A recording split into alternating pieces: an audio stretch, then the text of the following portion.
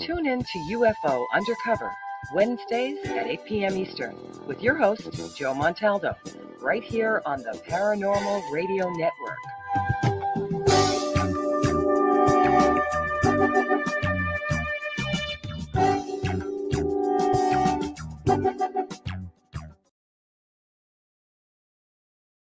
I had enough. Well, you drove out there into the middle of nowhere and had some sort of loud verbal display challenging ET in general out in the middle of nowhere? That's what I was doing. I actually had a pistol in my hand at the time. I was really ticked off. When I was having this fit, I was waving the gun in the air, okay, and I had this fit. And at this moment, I said, okay.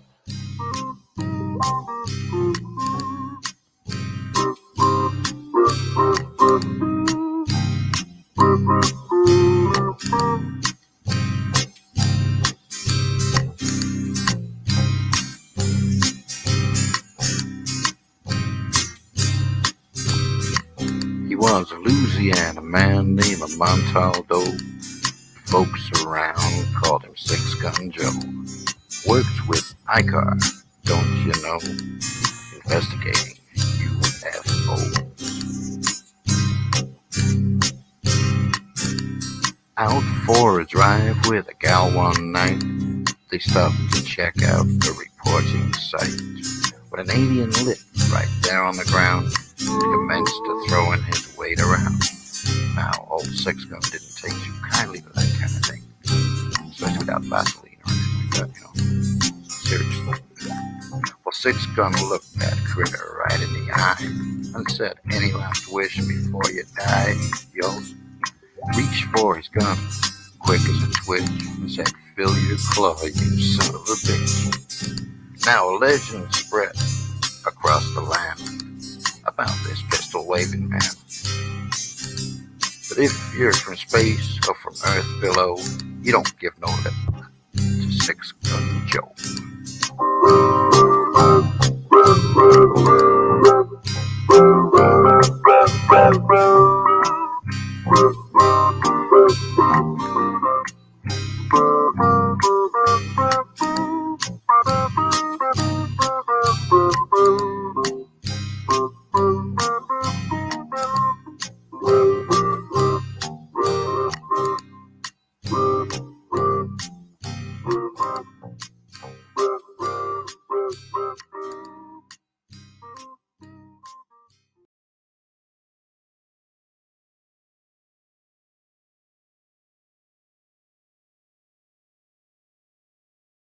Welcome to UFO Undercover, with your host, Joe Montaldo.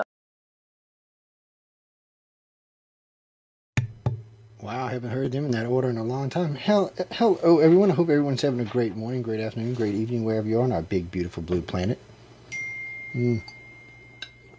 Let me grab a sip. Barks root beer. I don't know if y'all can get that around the country, but it's really good root beer. Really good stuff to drink and share with your friends and loved ones. For anybody who writes me, no, I'm not wearing a tie tonight. It's hot in the studio. I got to bring in a new unit, so that's as best as y'all getting. We're going to have a special guest on tonight, Trish Mo. She is one of the hosts on the network. She hosts with Chasing Prophecy with Ginny and Jason and Sean. So you can catch them there every Tuesday. They are, 8 to 10 p.m. They follow Discovery Paranormal with Michael Angley. And, of course, Sean Kelly wraps up the night with Into the Night. He wraps it up for the evening after Chasing Prophecy. So, but you can catch her there. And then she hosts her own show on Mondays called The Missing Piece. Very interesting. She's been having some interesting shows, I got to say. It's a new show. It's only been around now. I think it's 4 episodes in now, 4 or 5. I think it's 4. I think this will be the 5th one coming up this week. So be sure to check in. She does some with herself, some with guests. It's a mix. So come by and check out and see what you think about it. She'll be joining us in a little while. I know she's getting on her way from work, so it's a little early around the country. It's 6 o'clock my time, which is Central Time, which is early. And, of course, for our California people, it's only 4 o'clock in the afternoon. East Coast a little bit later. It's 7 o'clock. So for y'all out there on the East Coast, nice. Welcome to the show. Thank you, Ginger. Yeah, I know it's been a while since I've been live. Well, the thing about it is, if you're an old listener, you'll know if I'm live or not because you'll know all the shows. But if you're a new listener, you won't. The audio quality is too good. We don't date the show, so you never know who's going to be on. There's a lot of good guests we've had on over the years, a lot of good guests we've had on lately. But my construction company's been so busy the last few months because the show's so early, 6 o'clock. I work in New Orleans. It was hard for me to get home and guarantee guests that I would be here for 6. I didn't want to have any shows until I knew, I would have the time, to properly entertain my guests. I don't want to come in last minute tired. It's one thing when I'm a guest. It's another thing when I'm a host. A lot of times when I'm guesting, they'll catch me right at the end of something, right at the beginning of something. That's fine. But as a host, it's a little bit different. Damn, these glasses are dirty. As a host, I want to be a little bit more together, a little bit more aware of what's going on and things like that. For my friends out in LA and San Diego and right around there, San Francisco, I'll be out in Los Angeles from April 2nd to I think the 9th. I'll be leaving on Sunday, but I don't know what time. So it's somewhere on my schedule. I just haven't sat down and looked at it, but it's probably an afternoon. But I'll probably be too busy on Sundays to meet with anybody. But, if y'all want to catch up with me on Saturday or any other days during the week while I'm working the press down there, if you want to come help work press, y'all all know how to get in touch with me. If you're close enough to me, you got my phone number. And if you just want to get involved and you know me pretty well, you've got my email. So either way, you can get in touch with me like that. I'm not giving my email out over there. Well, I've got 2 emails that I primarily use. The iCar email, everybody and their mama should have. My other email, some people have. It's just how it goes. But we're going to be talking about a lot of weird different things tonight and stuff that's been going on. And just generally, somebody sent me a thing about the volcano from last year in 2021 about how every time we seem to have a volcano, we have UFO activity. But those 2 blue orbs may not have necessarily been UFOs. They could have just easily been drones. Okay, people, we have high temperature drones now. They can get very close to volcanoes. Much not like the old days where, damn things would fall out the sky and melt. It's a whole different realm now. So you've got to be more careful today than you did, say, 20 or 30 years ago. Drones make up a lot of UFOs today. I get a lot of calls and a lot of people send me pictures that are drones. And drones make good UFOs. Matter of fact, there's a lot of people out there that have built UFOs around drones so that they look authentic. But they're really not. So be really careful when you just assume something's alien. UFO just means unidentified flying object. So when it comes down to that, there's a lot of things out there that's hard to identify, just like these 2 orbs. But just because they're blue orbs don't mean they're alien. Just because they're hanging out around a volcano also don't mean they're alien. Now, if they were flying down into the volcano and coming back out, that would be a whole different thing. We don't have anything right now that does that. At least nothing I know of. I'm not going to rule it out, but at least nothing I know of right now can fly down into molten lava volcano and then fly back out intact and go on about its business. So, yeah, if you see something doing like that, it's more than likely an extraterrestrial. What do you mean a Russian? Russian, what a dumbass. Yeah, I know. How come we're not seeing more UFOs? In the old days, UFOs used to flock around. UFOs used to seem to see them anymore like we used to. It doesn't seem to be the same thing anymore. I don't know why. I'm not privy to that information, but I really don't know why the aliens in this case really, really didn't want to be involved. They don't seem to be any UFOs being sighted in the Ukraine, and there's a lot of stuff going on. Come on, there's a lot of media there, and it's not just the media there. There's a lot of people over there with running drones and running cameras. We just know one of the Fox crews got killed. And the journalist himself is in critical condition. So, there's a lot being going on, and we see daily broadcasts from there from all sorts of people. So it's not like they can't get a signal out. So what is it? All of a sudden, maybe our technology's gotten more sophisticated and the UFOs are scared? I don't think that's what it is. I really don't. I have no idea why myself we're not seeing them. I really am. It really does bother me because it is something that we tend to see a lot of. We tend to see a lot of UFOs flying around war sites, but not so much. World War II, that's all we ever heard of was the Foo Fighters were everywhere. They were being seen everywhere. But for some reason or another, no one could ever figure out what they were. And still look. So the war ended in 1945, so that's what 55, 75, 77 years later, and still no one knows what they were. So we're well beyond the point of where it could have been released if it was a security thing or something that the Americans had come up with. But with the exception of drones, there really isn't anything today that can repeat what those things did in World War II. And even the drones can't really repeat that. We don't have drones that can fly way over Mach, Mach 10, Mach 15, and do loop-to-loops around aircraft. We just don't have that yet. We got drones that can get up close to aircraft, probably even fly loop-to-loops around them. But we don't have anything like that yet. You mean drone fighters? We probably have drone fighters. I wouldn't rule that out. We have drone everything these days. Well, it's easier to fight a war when nobody dies, at least on our side.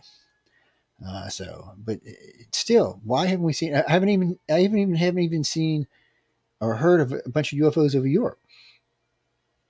It seems like, and you're not getting much out of Russia right now, so I don't know what kind of information you're getting out of Russia right now, but it doesn't seem like there's any. It seems like the UFO activity in Europe has gone down since the war started, and it doesn't seem to be many aliens interested in the Ukraine or Russia, I should say. So, but come to think about it, if you go all the way back to Desert Storm, when Storm and Norman was running the Iraqi war, there was quite a few UFOs reported, at least a dozen or more, just in the first 3 or 4 months of the war. After that, there even seemed to be more as it went along. Maybe that was new projects. Maybe it was new types of drones we were trying that we use nowadays. You see, that's what I'm saying. You can't rule out things like that just because we can't explain them. I mean, there's a lot of weird stuff goes on in our skies, a lot of weird stuff going on, but there doesn't seem to be that much. Maybe that's what it is. Maybe since all the Ukrainians are armed with these, these mobile rocket launches, maybe the UFO scared they're going to get shot at. But still, even that, I don't think would worry them. I mean, really, something like that, I would think they could take down or knock down out of the sky, or the UFO itself could knock it down. I just don't see that being a great worry for an extraterrestrial craft. Again, I could be wrong. Unless it's some back-asswards aircraft we've never heard of, I just don't see them being worried about the Ukrainian weapons or the Russian weapons for that matter. They sure weren't worried about any of the weapons in Desert Storm. And those are probably more advanced than what's being used right now. So you kind of got to wonder, what's the give? What's the trick? Why haven't we seen anything? Why have we not seen anything? It would be a better question. Hold on, guys. Hold on. I can't. If you come in the UFO chat room, or if you come in the chat room for the YouTube or Facebook, I can see you in here. When y'all are hitting me up on LinkedIn, I forgot about that, by the way. Ladies and gentlemen, I just reopened my LinkedIn page today, so I apologize for anyone I have ignored or not talked to. I haven't touched it in about 4 or 5 months. I've been really busy. So I actually couldn't even remember the code to it. I had to get a new code to it. But I opened it up. Eventually, we're going to make it part of this StreamYard group so that it can be broadcasted on.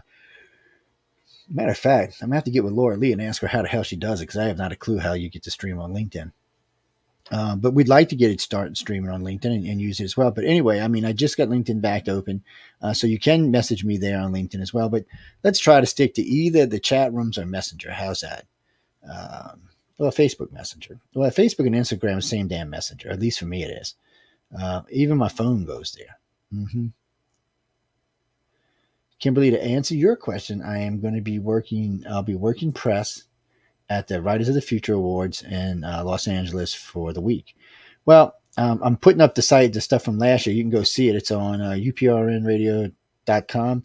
I've got about 12 of the interviews up. I got about 12 more of the interviews I'm going to post up in the next coming days. Hey, Zoe. But I'm going to post some more of those interviews. Now, these are all interviews with people who may be famous in the future. I say maybe because there was 24 writers and 24 artists that had all won. Well, they weren't all there, but most of them were. That had all won awards in 20 and 21. So I got to interview quite a few of them. A lot of these stories are really good. A lot of these people are definitely future sci-fi writers and future artists and sci-fi and other things for that matter. Digital art and stuff like that. So you'll probably see a lot of their work in the future. And to me, it's nice. First off, I get to meet these people who may be famous writers in the future. At least, some of them will make it. Some of them will definitely get stuff published in writing and authors, but a lot of them may get stuff published in the television or the video world or the TV world. And remember, TV is different now. when you were just going for the networks, it was hard to get a series going. But now, come on, we have the internet. Screwed regular. I don't even have cable TV anymore. I got rid of it. I got more television stations than cable could ever offer. I mean, I got everything cable. I have everything I had on cable. I have either through Vizio or Roku, plus another 4,000 or 5,000 on top of that. It's ridiculous the amount of TV they have. And then the paid stuff I have. I mean, I have HBO and Cinema. Well, it's HBO and Showtime and Disney Plus and Hulu and Netflix and Prime. And still that only comes up to about $60 compared to the $400 cable bill I used to have. Yeah, and that's not even including the internet, which was internet's a little expensive, but for here it's because it's for the station. But still, it's crazy. Christopher, no, that's where I'll be. I'll be there all week. Y'all can stop by and see me. I'm pretty sure they're going to do it at the Roosevelt Hotel. That's where they usually do it. If it changes, I'll post it. But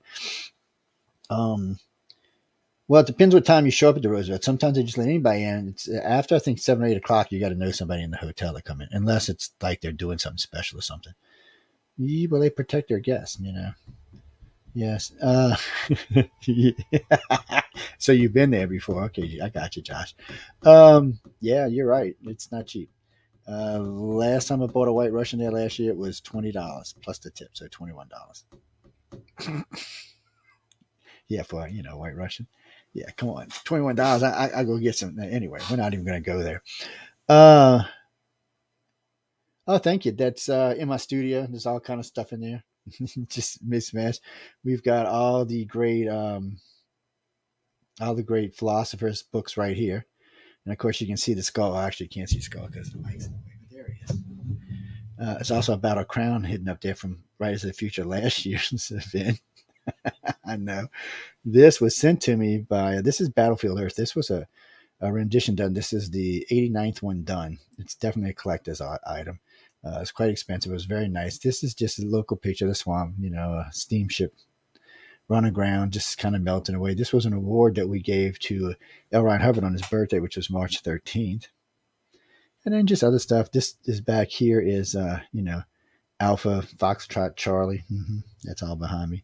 And there's other stuff back there too. Y'all can't see, but it's a great setup, and I enjoyed it. And people get to see some of the stuff that I like, other than, just, I could do a green screen like everybody else does, but I figure why? I got a lot of great art back there, and there's other stuff in the studio you can't even see.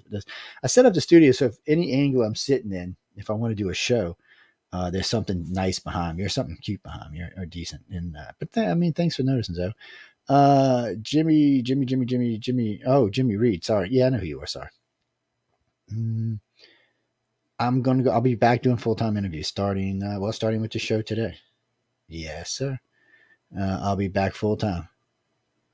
Well, it's been busy. I mean, like I said, I've been busy at work, and we slowed down a little bit, and we're changing the way we lay out stuff so that we can, so I can actually do more of what I want to do. I like doing radio, and when I'm doing it full time, I actually make decent money at it. But when I'm doing other stuff and doing it part time, no, because I'm not posting as many archives. I've got on some of my sites, I've got up to 10,000 archives out there. It's over 20,000 hours of research. More than that. It's probably closer to 25,000 hours. Because a lot of those shows are 3 hours. I mean, it's crazy amount of research, and that's just a tip of the iceberg. I've got probably another 80 or 90,000 on my computer. At one time we had up almost 100,000 videos, but we took them down. Yeah, now we're putting them back up again, slowly but surely. It takes some time. It definitely takes some time to get them up. My favorite UFO sighting. Ooh, I don't know. That's a tough one. Let's see. We've got the one in New York, where the ambassador and the two CIA service guys see him taking the woman out the building. That was interesting. We got the Mexico City sighting where over 1 million people saw it and lasted for almost 24 hours. We've got the Phoenix, Arizona sighting, which was a good sighting. It was a few hours long, and quite a few people saw it. So, I mean, those are all great. I don't know. I mean, there's other ones out there besides that. Personal sightings? Oh, that's different. Personal sightings would probably have to be in Navarre Beach, Florida. We've seen some hairy, scary stuff down there. We've seen stuff on the ground. We've seen stuff in the skies. And what's great about we've brought groups down there and saw it. Yeah, it wasn't just us. I mean, my wife and I have gone down there and seen some really crazy stuff down there and been exposed to some crazy stuff down there. But we've actually brought groups. The biggest group we ever brought, I think, was 15 or 16 people, and they all saw something, everybody. And then we brought a group right after that with about 8 or 9 people, and we actually watched abductions happen on the beach. All of us, the whole group did. It's very strange. Hold on, let me take a sip of this. It got by the media and by the ufology, it got marked as this surfing aliens, which was my bad. So we're all sitting in this tent thing on the beach that we brought with us, and there's people all around us. I mean, this is midnight, 1 o'clock in the morning. This is right outside of Pensacola Beach. It's between Pensacola and Navarre Beach. There's a beautiful park out there, and it's a great place to go hang out. And hold on, Trish, I'll bring you up a sec. And it was just a great place to go hang out. So we knew there was a lot of activity there. So what we did is we brought about 5 or 6 or 7, I think it was 7 or 8 people with us. And we were sitting in this tent watching. Like I said, there was people all around us doing all sorts of things that y'all don't want to know about. Trust me. I mean, I'm not kidding you. There was things going on that y'all don't want to know about. So we're sitting there for a while, and it started getting quieter, and everybody was settling down, pairing up, or doing whatever they were doing on the beach. And then you seen way out 75, 80 yards out in the water, you seen what looked to be like little spots of white light opening up and then closing. And then you notice as it got closer, you seen a gray who was 5, 6 feet tall. He seemed to be hovering on top of the wave, and it was making like a white cap on top of the wave. So it looked, we said it looked like it was surfing the wave. They weren't actually touching the wave though. They were definitely, air was above it. They came all the way in. They started taking people. And at first people were very like, and then everybody just kind of, like the whole area just calmed down at one time. It was really weird. I don't know what the hell he did. And they took all these people, and then you couldn't find anybody on the beach. We must have walked 3 miles in each direction. Nobody. There's cars and all the parking lots, nobody to be seen. This is how we found out about these places. I'll tell you that in a minute. But so we sat there for a while, and we freaked out because we're the only ones left. And we really freaked out because we didn't get taken. Was more of the thing. It almost was like it was almost like a thing sent to us, or just a thing for the people who were sitting there just to witness this, to know this was real. And then I don't know, I was gonna say about 3 hours passed, 4 hours passed, and then all of a sudden they were back, and they were just setting people down all around us, and they were gone that fast. And it was weird. Well, the way we stumbled on this, we used to do research all up and down Navarre Beach. Well, we used to go and hit these places. So there was always cars parked in all these rest areas on this. And this is a national park. So, or a state park. So there's always cars parked in these rest areas. So we'd go out on the beaches. You'd see people out there going. And then sometimes around 1 o'clock in the morning, 2 o'clock, we couldn't find anybody anywhere. We'd go all up and down this 15-mile stretch of beach. Couldn't find a person anywhere. And then you'd come back like 4 or 5 o'clock in the morning. You'd see people like stretching their arms in their cars, or stretching. I don't know where the hell they came from. They weren't there just 5 minutes ago. So we witnessed this several occasions. So that's what made us realize that not only were they doing abductions down there, but they were doing mass abductions down there. And then we also found out, because of 9 days we lost down there a long time ago, that they pull people to the area so that they can take people in groups. And lots of people go down. It's a popular place to go.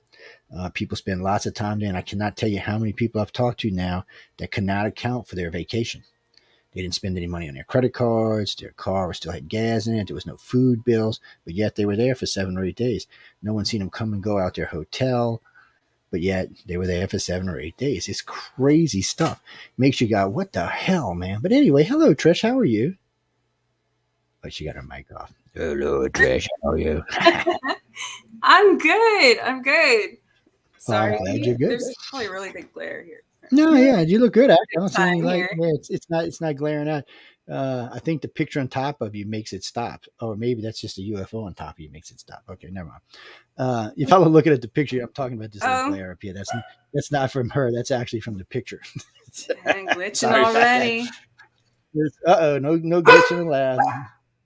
Hey, I hear one of my puppies over there. Oh, my puppy. It's, Yeah. he's the warning. He's saying the gray is here. It's the automatic gray warning, people. Sooner or later, mine say, "Oh, that's right. They can't hear. My speakers are off." See, mine would have heard that. Would have been a quartet going after that. They'd have been singing to each other. They would have definitely been swinging. Sorry. Oh, that's okay. Don't worry about that. Mine do it all the time. My two that passed, Charlie, he thought he was supposed to be on the radio. He'd come get up here and stand up, put his chest out, howl at the radio and shit. I'm like, "What are you doing, dog?" And Max, he'd just come get up and lay on top of the keyboard like a cat and said, "I'm here. I'm here comes for the on TV." a lot, especially when it was interesting last night on Chasing Prophecy. It's interesting because Thor is a Bengal, so he's from Egypt. You know, they were crossbred from Egypt originally, and we were talking about the Egyptian history. So that's one of the few that he's ever came and sat on my lap. He's like, "Hey, you're talking about my ancestors. Let's have a chit chat here." Yeah, well, dogs are weird and they're very perceptive. They're really good with moods. At least most dogs. I can't speak for all dogs, but most of the ones I've ever seen are very perceptive of their owners. Mine always know what kind of mood I'm in, so they're either on my ass or staying away from me, whichever comes first. They're supposed to know about the radio. They're learning about the radio. Let's put it that way. But see, my other two, they always knew. After a year or two, they would know what time I was going to be on. They'd come lay by the door and look at me like, "Are you off for here yet, Dad? Can we bark?" Do you think that have your dogs ever been affected by extraterrestrials? These two, I don't know, because these are very young. I mean, Lola's only 9 months, so it would be very limited experience. Fiona's a little older. She's about 2.5 years, 3 years. But Charlie and Max, Charlie would get this thing where he'd go stand and look in the corner. He'd back up. He'd go all the way to the corner, and he would back off the corner like 2 feet and just stare at it. And I'm like, "What the hell are you looking at?" And then he'd see something else, and you could see he'd cut his eyes like he saw something move. I didn't see anything moving, by the way. Obviously, he saw something moving. And then sometimes the little one would just start growling at shit. And I'm like, "What are you growling at, dog?" And he just start growling. I mean, he'd get furiously mad. And so I'm imagining they react to it faster than we do. Or that maybe the zones, they block themselves out, and maybe the dogs don't see them, but they definitely know they're there. They can sense them. Because I had a good friend of mine. And cats, I was never a cat person until that's a whole other story. This house I lived in New York. But I, of course, adopted this cat named Lucy on Friday the 13th. She totally found me. I was not a cat person. I was bitten by a cat when I was little. And so she found me. It was weird how, everything happens for reasons. So just some random, I think this was back during, she's pretty old now. So Craigslist ad or something popped up of somebody giving away a free cat that they had gotten at the Humane Society. So she was already, she was like 2 years old at the time. She had already been fixed and everything. And when I rescued her and she came home with me to that house, which was incredibly haunted and everything else. First of all, she hissed at me for forever, and she hid for the first 2 weeks. But after that, she was the best. She became like the John Wick cat, man. She's the sweetest girl, but she's like a secret ninja. I tell you, she's. I tell you, my Himalayan was like that. He was vicious. Because they see in they have ultraviolet lens. They see in different color refraction. So when it comes to spirits and aliens and things like this that are in other dimensions that the human eye can't see, cats can see that. Yeah, it's strange. That Himalayan I had, he was about 20 pounds. The only one who could actually brush him or blow dry him was my wife. Everybody else he'd try to kill. He would. Oh man, look. I remember my stepdaughter was pregnant. He used to get on the refrigerator, wouldn't let her in the kitchen at night. He's like, "Yeah, it's my kitchen." And a good friend, and my wife's good friend Meg used to throw her hair over the back of the chair and start rocking. He would just and leap on it and just hang now. The cat was insane. He was insane. He's a big cat, though. He's insane. But he was very sensitive to a lot of things. But there was always so much noise in that house, though. And no telling what was bothering, wasn't bothering. And that place, we were in Fat City at the time, which was party central of the suburbs of New Orleans. So there was a lot always going on. And then he didn't like being outside. He's a big old cat. He got outside one day. Somebody slipped out the door somehow. I come back home like 5 hours later. He's by the door. He didn't even go anywhere. He's like, this is my house. This is where I want to live. Other cats I had, they're out of here. My son's cat, it likes being outside. It's like, I'm out of here. I don't want to be with by you stupid humans. He's like, let me get away from here. But most animals I find are sensitive to things like that. As a friend of ours used to tell me all the time, they used to take a dog. I said, why do you take your dog? But then I realized if you get taken when you're on a trip or in your car or somewhere that you're not at your house, I guess they have to take your dog. Because if something happens to your dog, you're not going to forget it. It'll stay in the back of your head, or any animal for that matter. So for the most part, I would imagine what they do is probably knock them out. Somewhere along the line, they must, because any especially a big dog, it sees something happen to its human, it's going to lose its mind. It's going to be like, excuse me, great. That happened when I was driving once with my dog. Actually, I had all my animals with me, and something started communicating with me, telepathically. And here's all 3 of my animals in the back start growling and going crazy. Yeah, they're very sensitive. Yeah, and I'm like, and then all of a sudden, they're all passed out asleep in my back seat. And whatever did that, I was like, great. And they're like, well, they said whatever was communicating with me was kind of, a smart aleck. So because they made a comment about that. It said something about it's a little quieter now, can't have the distractions or something like that. Yeah, they knock them out. It's a shame they do, but I mean, I guess they have to. People, especially people with big dogs, Rottweilers and Shepherds and Dobies and stuff like that, they would have no problem gnawing on a little 3-foot Gray's arm, man. They'd be like, and then I'm sure my big dog also has one time, and I mean, my memory from it was she was in her kennel this was when she was younger, but I had left the house or something, and she was in her kennel, and I came home and she had this cut on her paw, and it was almost like through the muscle down to the bone, crazy injury. I had no idea if she was in there the entire time, but it was almost like a laser incision. And so I had no idea how she got it because she'd been in her kennel, and it took a while to heal. And she, right after that was when I was at work one day, and as far as my memory went on that incident, that I broke my wrist.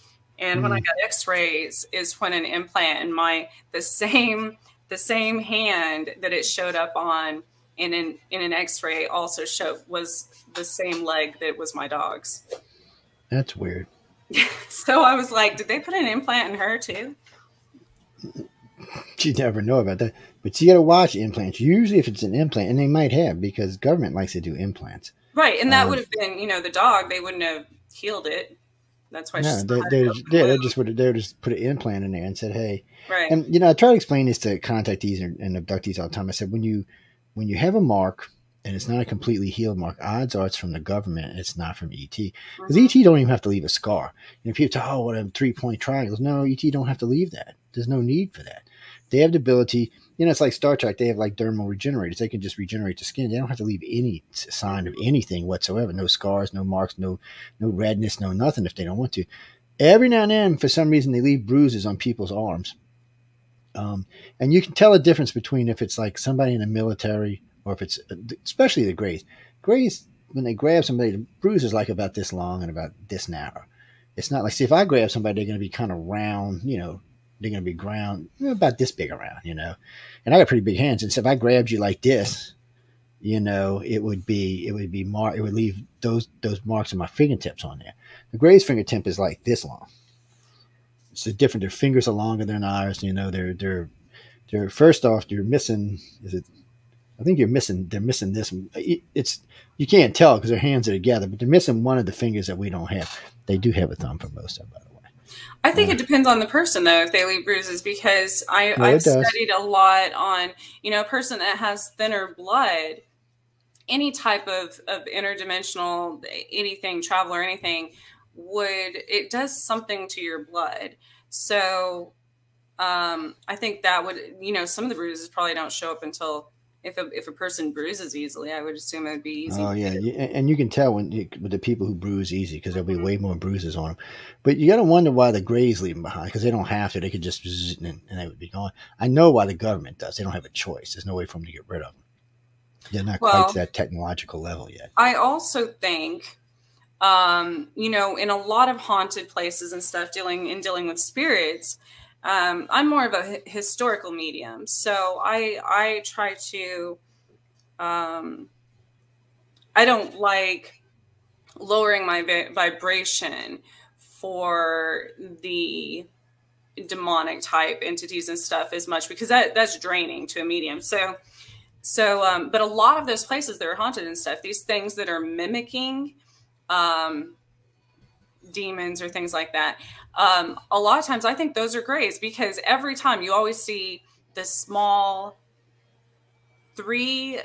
almost like a 3-fingered scratch is like a trademark of these sites that have, and I always think that Greys do have they don't have fingernails, and they're not exactly claws, but they do have, I guess it's like a ridge that comes out at the tip, and only on 3 of them too. Yeah, it's these 3 right here, and there's a ridge. And it's always that signature 3-fingered scratch on these people. And if they can get you, if they grab you like this and you pull, it's going to leave a scratch.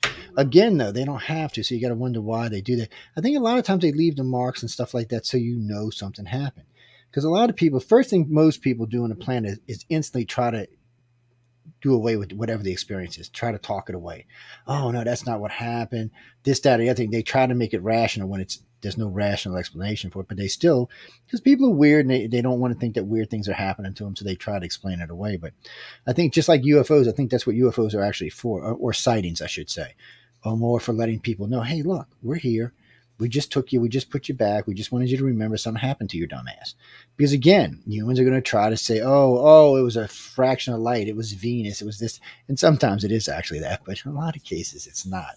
A lot of cases, you just got taken, or you just got put back. And they want you to remember, because for some reason you showed an interest when you were on board the ship. But when you got off, instantly your brain went back in panic mode and tried to start explaining it away. So, and this is something we learned a long time ago.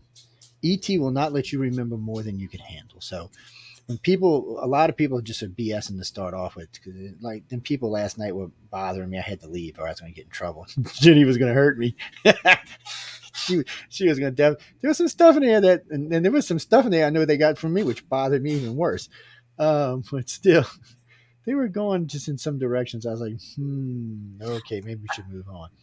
I think that, like, especially with stuff like that, I wonder if it's easier for people, you always say people who are interested in like all the sci-fi movies and comic books and things like that are more drawn to, or are more, do you think people like that are more, I wouldn't say prone to, because that's not how abductees but you got a good point. I know what you're saying, and you got a good point. So something we learned, and this is up on one of the websites. I think it's an iCar website. So we figured something out strange. This goes back to what you were just talking about. So people who are drawn to things like the paranormal, ghosts, demons, or people who are drawn to dragons and just mystical stuff in gym, or even some of the darker arts, or even some of the whiter arts, tend to be contactees, or I should say abductees, because they don't realize it. But the reason why is, so this is like a stage for everybody who's a contactee.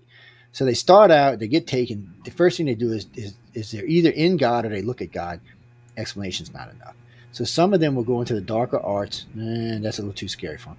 So they'll switch over to the lighter arts, and that helps people contact these, because when you're a witch or whatever you want to call it, different people call themselves, this is, you use things to help you get things done, whether it's an amulet, a spell, something designed in here. Well, abductees don't actually need that. The abilities are all built into us. We can use them without anything, but the problem is we weren't taught that as a child. So we need things to help us to realize we have these abilities, and things like spells. When the first time you use a wand and something works for you, you're like, whoa, shit. Well, you don't actually need the wand, but it helps you to do it. So use it. It's like tarot cards. I designed a really advanced tarot card. A couple of us did. It's really one of these. I'll make it public for everybody. And I realized about 8 years into reading, maybe 10 years into reading, that I didn't need the cards anymore. I was actually more accurate without the cards. Yeah. And I was like, well, this is some shit here. And then I started seeing people's lives 5, 10, 15 years. And it was really weird the way it happened. I'd be talking to an individual, and all of a sudden I just get like a whole thing of their life. And I can't tell you if it's a visual or audio. It's just there is all I can say. It's just in my damn head. So when it gets in my head, I just tell them whatever it is.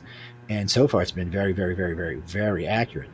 But in the very beginning, just like everybody else, I needed a crutch until I learned that the abilities were built in. And today, I use empathic abilities all the time. I use them for doing bids. I use them for getting jobs. I use them for doing radio stuff. I use it for all sorts of stuff because now I understand that I have it and how it works. And it does save my ass on many. It actually gets me more money a lot of times than I would normally get because I can feel how far I can push an individual.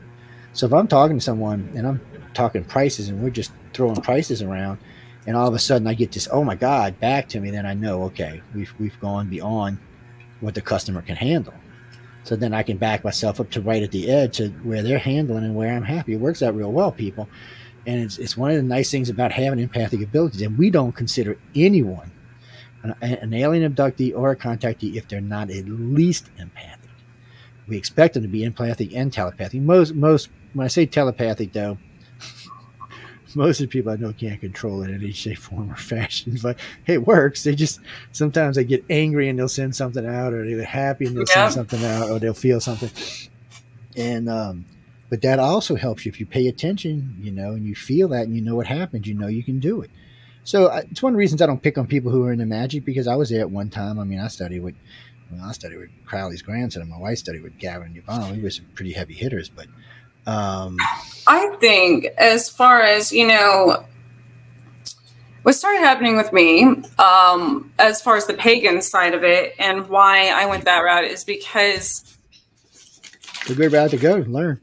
No, it came to me naturally, but all of these, I got Lyme disease and I was really sick, and I was dying. And so in that situation, working with other elements, plants and water and things like that absolutely helped me, because I, at that time, absolutely didn't have the strength myself without the outside help of other elements, to do it myself. And so all of these different, gods and goddesses and all kinds of things, even plants and what they were used for, that I had never heard of in my entire life, that I had never studied, that I had never, started coming into my life. And so that was interesting to me. It wasn't about spell work or anything else. Now, I 100% believe in those instances when to raise your vibration, or if you're sick or things like that, all spells are an affirmation, basically.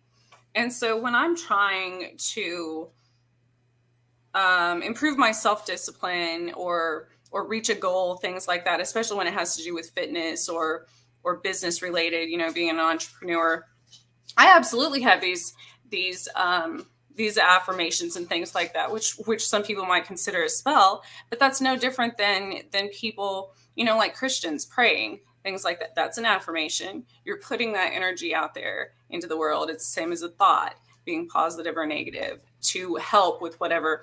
And you're right. Yes.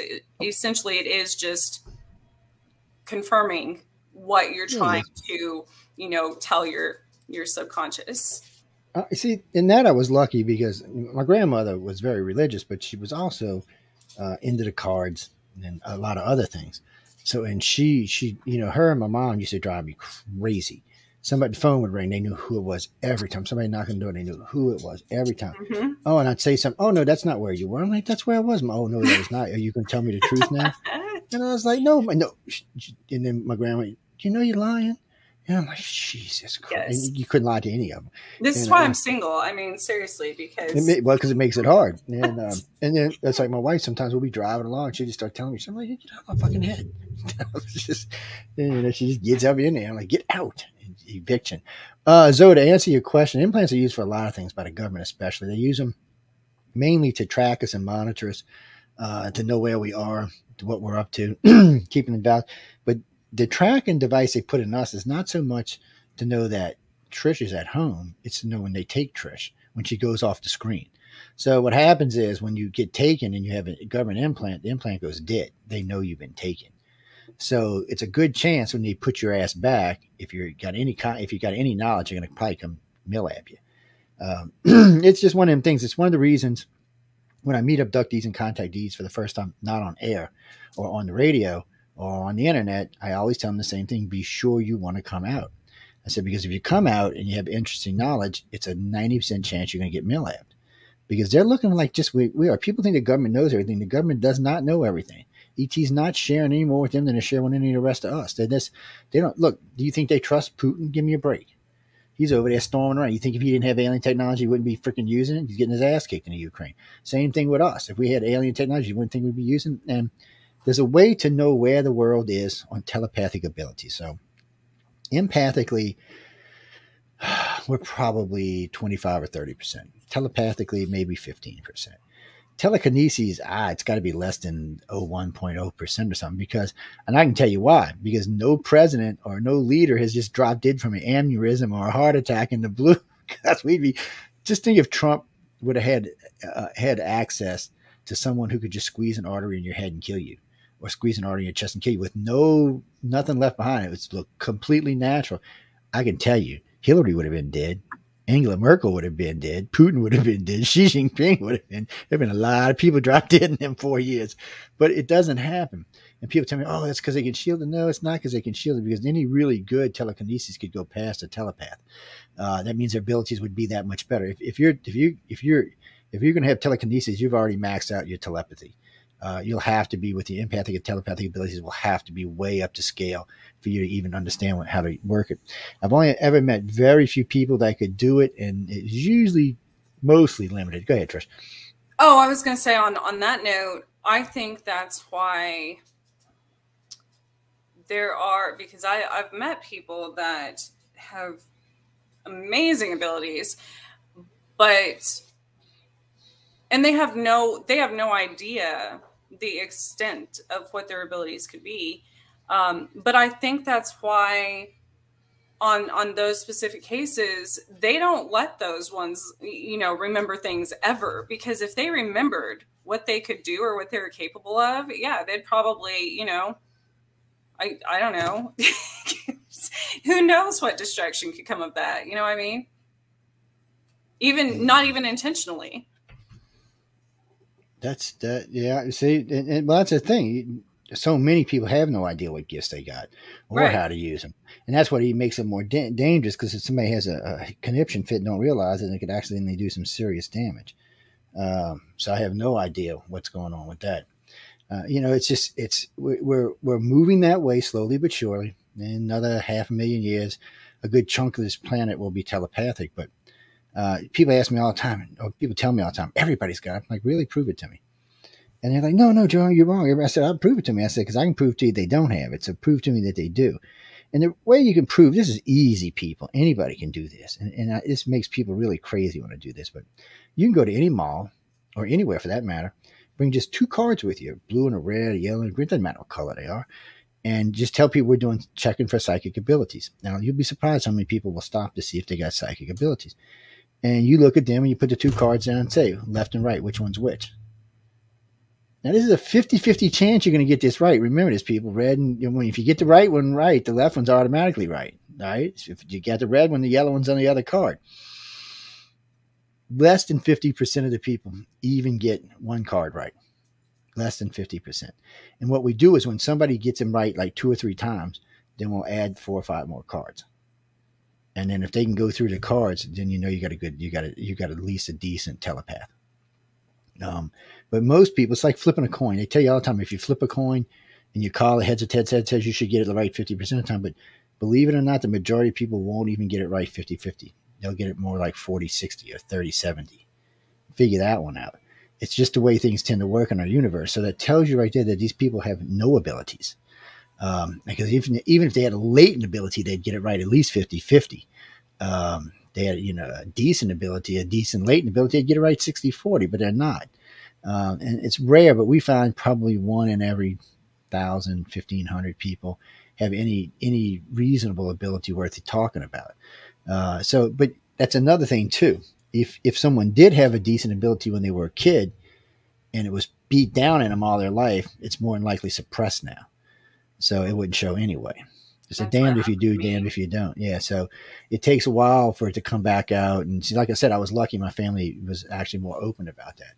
And even when you do figure it out, you have to, it's still something like anything else that has to be, it's like learning how to talk or anything, you walk, anything, you still have to use it, utilize it and work on it. It's like a muscle, if you don't. Yeah, it's true. You do. You need to use it. The more you use it, the easier it becomes, the more accurate it becomes, the more you understand. And I remember I met a friend of mine, Zuby. This chick has got to be one of the most psychic people I've ever met. And she tries to tell you that. She's a doctor, so she tries to keep it off. We met her when she came in the chat rooms, and we were actually doing psychic tests. That's what she came in for. And we were talking, and we started out with simple 2-card color. And, to make it fair to her, we'd let somebody else in the group know what colors we were picking so that if, we couldn't say she was wrong or right, there would be his backup. So she was getting the cards. We put 5 out. She got all 5 of them right. So I sent a paragraph. Before the paragraph got to the guy I was texting it to, she was reading it to me. Yeah. So yeah, she was very psychic. She still is too. And, but she tries to keep it turned off because she said, I don't like it when I'm talking with a patient and I know they're lying to me. It irritates me. And she said, and I don't want to say anything because, I'm not supposed to. And she said, some of it's just from being a doctor for so long, but some of it's just because I can tell they're freaking lying to me. And I can understand why it would aggravate her. But she was really gifted. Probably one of the hardest things that once I actually, it was probably after my last near-death experience, actually, that mine was so much more enhanced because it's like your brain, is reset almost like a newborn, so you don't have all the trash you collected in your lifetime. So,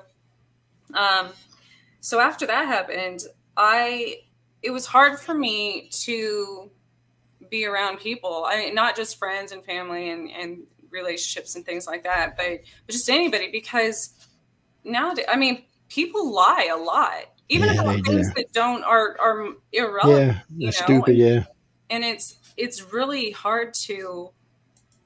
And just to not, because what are you going to go around doing, calling everyone a liar? Well, then you really don't have any friends. You know what I mean? And plus, not to mention, people don't like those of us that are completely blunt and honest anyways. So, because that's true too.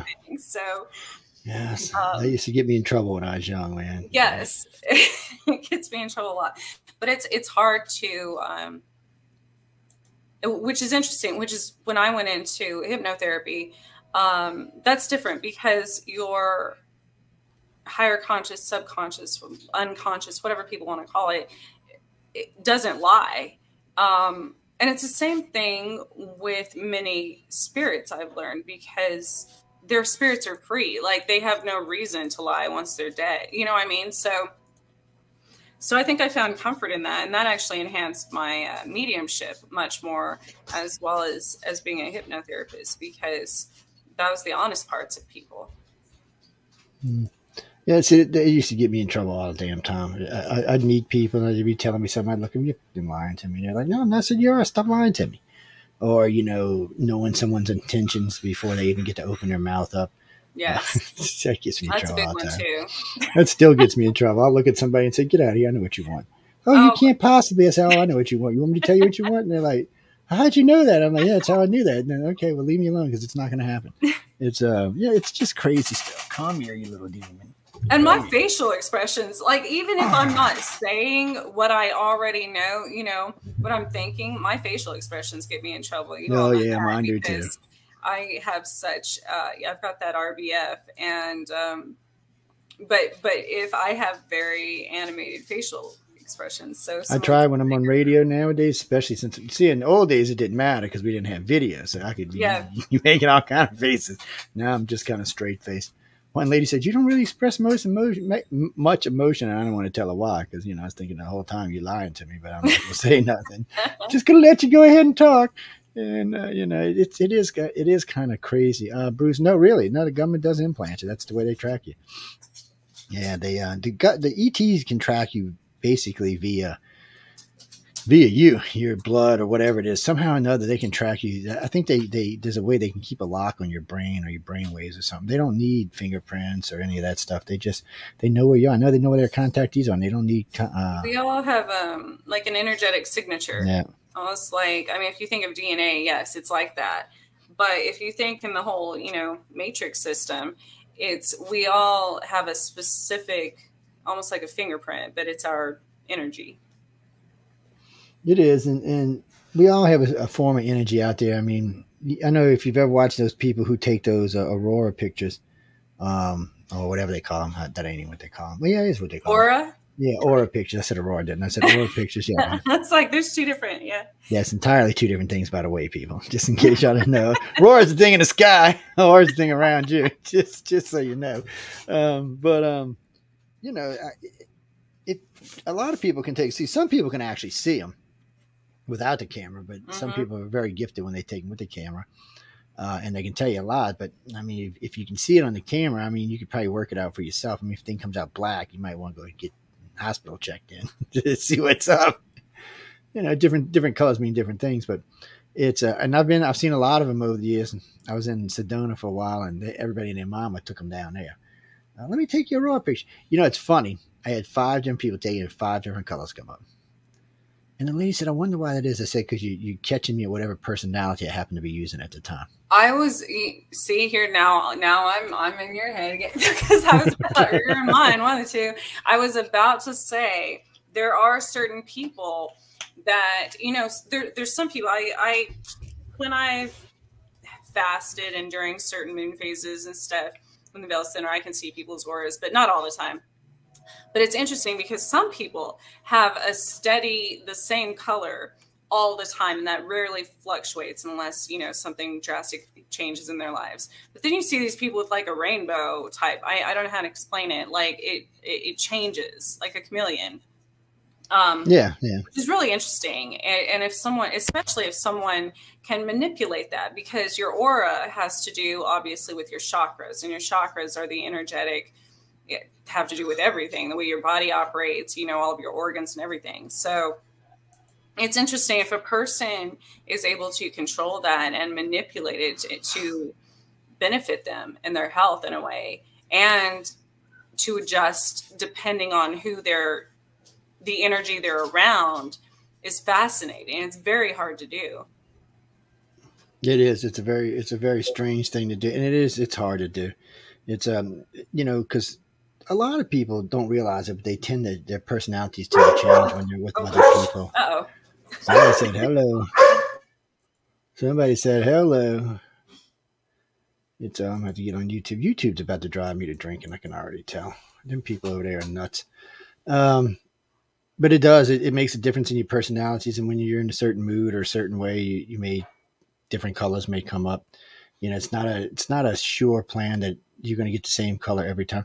Even though a friend of mine, every time he gets his done, it's always purple.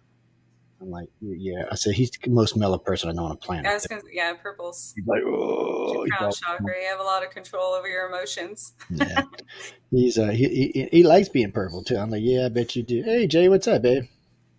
It's but it is weird how people change personalities and change colors. And I got one friend of mine. He picks on me all the time. I pick on him all the time, really. His wife's got like 40 of them. I'm like, dude, which one's there today? I'm not coming over. Such and such is there. He's like, oh man. But it's and it happens to everybody. It's male and female. It's not just a girl thing or a guy thing. It just happens. Ginger, wait, what? You mean the different colors? Actually, there's a guide on the internet for that tells you what aura colors are what. I mean, you can go by what you think about it. But still, there's a guide that'll basically give you a breakdown of it.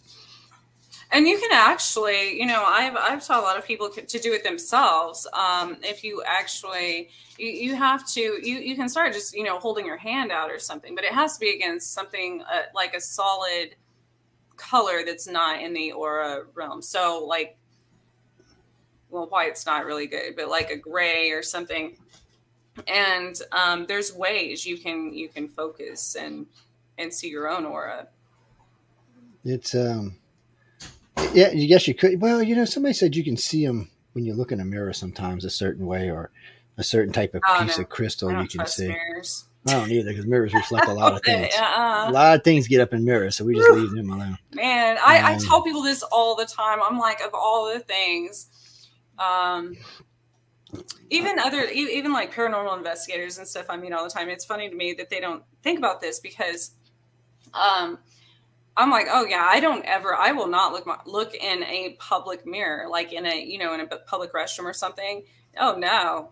I mean, eyes are the windows to the soul. So like, yeah. And it's a good friend of mine. He still does it. He considers himself a warlock, but he, I was just going to say, yes, warlocks, they can leave energy on those things too. Well, what he does is anytime he gets a new mirror in his house, or when his old lady buys a new one, or whoever gets one, he goes and scratches the corner of the stuff off the back of it, so it's translucent, so it has whatever's in it has a way of escaping. Yeah. Besides going into you, it has another way out. I was like, well, that's interesting. I guess you could do that. And this goes back, I mean, thousands of years as far as mirrors go. There's in every religion, culture, civilization, there's 8 fairy tales. You always have the magic mirror, and even people from 1800s that used to cover the mirrors during the plagues and stuff, if someone in the room was sick because they didn't want their soul getting trapped. There's reasons. There's a basis behind all of these stories. There's always some truth. Yeah, there's always some truth to a lot of those stories. Well, it's like the guy who always talks about using a unbaptized baby boy's fat to learn how to fly. Guys, you can buy a drone for that now. You don't have to kill anybody. Just in case you didn't know. Yeah, it's an old witches. It's an old witches. Matter of fact, one of the witch shows used it a long time ago, and then they got in trouble for it. It came out of. We found this book from it was 1811. It was either 1711, 18. It's a little red. It's about yay big, red book. It's a spell book. It's about, I think it was 300 years old. We got it, and it had some very interesting spells in it. And you could see people had used the book before. We actually got it from a library. I just gave them the money and took it. Yeah. And we didn't return it, so I just sent them the money for it. But you could see this book had been used and had been outlined, and people had drawn it over it. And I'm thinking, they put a 300-year-old book where somebody could get their hands on it. Why wasn't it in a special collection? I don't even think they knew what they had. And because when you looked at it, I had peeled up where the little library card goes. I'd peeled it up, and it actually had all the original information about the book in there. And I was like, well, what the hell is this? And where did this come from? Never had anybody's name in it who wrote it. Didn't have any name about who wrote it. It only had the original publishing company and nothing else. It's a very creepy book. And I got to say, most everything in it worked. So. There's a movie about that. Discovery of Witches. Yeah, I think Katrina got it, but it's I think I remember most of what was in it though. But it was just. But it's one of those things that witches believe. What's meant to be or what you're meant to have will usually show up when you need it. Absolutely. And it sure the hell showed up out of nowhere when we needed it. I was like, well, that's an interesting thing to start off with, but could I find another one? I have no idea. Would I want to find another one? I have no idea. I'm not that mean anymore, people. I want to be zapping people into other dimensions. Nowadays, I just call the Grays up. Hey, Bob, how you been? Can you pick up such and such and teach them? Oh, sure, Joe, we'll do it for you this weekend. So, what can be more horrible? Why call a demon when I can call an alien? And getting back to what we were talking about, unfortunately, there is a lot of cross, for a long time, the two fields tried to keep separate each other. Paranormal, I shouldn't say paranormal, but ghosts and demons versus aliens always tried to stay separate. But they couldn't because there's too much crossover. Matter of fact, yeah, fun, Jay. A matter of fact, you get like poltergeist. Man, I cannot tell you how many times you hear poltergeist activity in the UFO abduction. Now, maybe it's something else. Maybe it's not actually maybe it's not actually some kind of leftover energy from a demon or a ghost or something. But it's obviously something. I mean, it's stuff flying around the house, toys are running around on their own, things are breaking and shaking. It's typical poltergeist activity, but there just happens to be an alien abduction associated with it. Well, I think in my own experience when that's happened, I started correlating it with, especially when I was younger. Yes, it happened around the times that I was taken. But I think after I got older and realized what was happening, because sometimes it would a lot of times it would be after I was taken. I didn't know any of this back then. I didn't realize any of it. I hadn't remembered, and I think it was a lot of poltergeist activity come from the person living in the house or whoever lives at that residence. So they found based on the energetic signatures of it. So I think what was happening when I would be taken, it would be a suppressed emotion that I didn't know I had. And that's how it was coming out, would be it's the same thing if somebody holds in all of their anger emotions or whatever on somebody and then just like completely explodes on them. I think that's what was happening, but I didn't realize it, So every time I was taken and all of this poltergeist activity started happening, it was actually my energy doing that as suppressed emotions. Yeah, probably from was almost too. Being traumatized. And that's a lot of stuff when you have teenagers in the house that are gifted. A lot of times you'll have that kind of shit going on. If the parent's not aware of it, there's a lot of stuff can happen out of that. I mean, you see a lot of that kind of stuff go on. And with gifted kids, or sometimes it's just the sheer amount of energy. Yeah, it was just suppressed energy, and there are other times, not 100%. If there's so many spirits around me all the time, and probably aliens and everything else. That after I was sick with Lyme disease, I forgot stuff all the time because of the white lesions in my brain. And so I'd be leaving the house and forget, maybe I left the stove on or something, forgot my keys and was going to lock myself out of the house again, or my debit card or something. Well, something around me obviously would throw my purse on the floor. So I'd remember that, or turn the sink on. So I'd go back to the kitchen and remember that. So it was actually helping me 100% in my life, so I didn't actually kill myself somehow. So that was useful. Yeah, I was very ADD when I was young too. I was always doing shit like that. Did we leave the coffee pot on? Did we leave toaster plugged in, or the dogs wherever, cats wherever? Just used to make me crazy. The only problem was if I was on a trip and started thinking about well, not much you can do about it now. You're 500 miles away. But did you find that either ETs or spirits or whatever around you start helping you? Yeah, it actually seemed like when I would get aggravated enough, it would come in the back of my head. I don't know who it was, but it would come in the back of my head. I don't know if it was them or if I was just actually taking myself back telepathically and looking. But one way or another, something was letting me know, no, it was safe. You don't have to worry about it. It's not going to burn down the house. It's not going to do this. It's not going to do that. Oh, here it goes. Hold on. Let me get rid of the little one. It's seeing its mama go by. You think you did, huh? You look like an alien to me. I'll tell you, that's what aliens look like, people. Y'all just don't know. It's a mini alien. Yes, that's what that is. Yes, even the Greys are scared of this little mini alien. I don't know why they are. I'm scared they're going to gnaw off a toe or something. Jimmy, you mean telepathy? Well, telepathy is used for a lot of things. Here, real quick, a quick lesson. So in the old days, Russia and the United States used to have remote viewing programs, okay? And they were using remote viewing programs to do things like find nuclear missiles or find silo bases or stuff like that. But they figured something out with remote viewing, couldn't tell them everything they needed. So they could find the location of something, but they really couldn't do anything about it. So what they started doing I think it was in 2002. It was either in 2000 or 2002, Boeing, the United States Air Force and the United States Navy came out and said they had closed their remote viewing programs and had opened up psychic ability programs. People with psychic abilities they were looking for, people could look, because psychic ability is much different than remote viewing. So a psychic ability, instead of remote viewing an area, I can get in your head and see through your eyes. So when you're walking through the hallways or you're sitting down looking at that code on the desk, I can see that. I can see the sign or where the location is. I can still see the the thing outside, but the difference is now I can go find out where I was instead of just a remote location.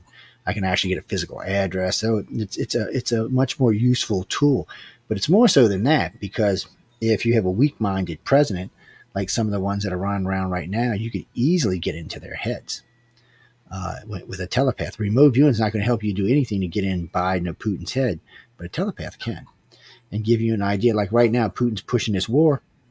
He wants to know what the limitations of the world leaders are. Well, if he can get into Putin and Egan's and a few of the others' head and Boris's head, then he's got an idea of how far he can push it. Oh, come here, you! Hold on, y'all. I gotta get the demon back. Ow! Sorry about that. Okay, the demon has returned.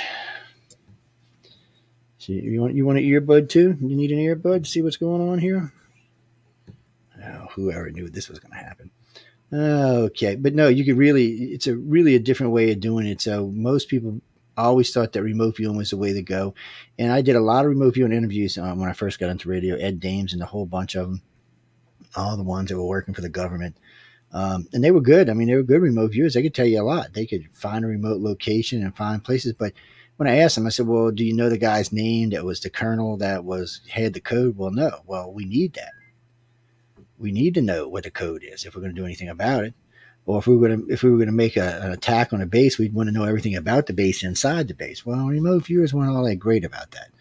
I'm not hating on remote viewers because there's a useful for both things. There's uses. So you can use a remote viewer to find something in a particular area, and then you can use a telepath to narrow it down and find out what you need to do about it. And if you had a telepath, I mean, somebody with telekinesis, you might even be able to do something about it. But we haven't quite got there yet.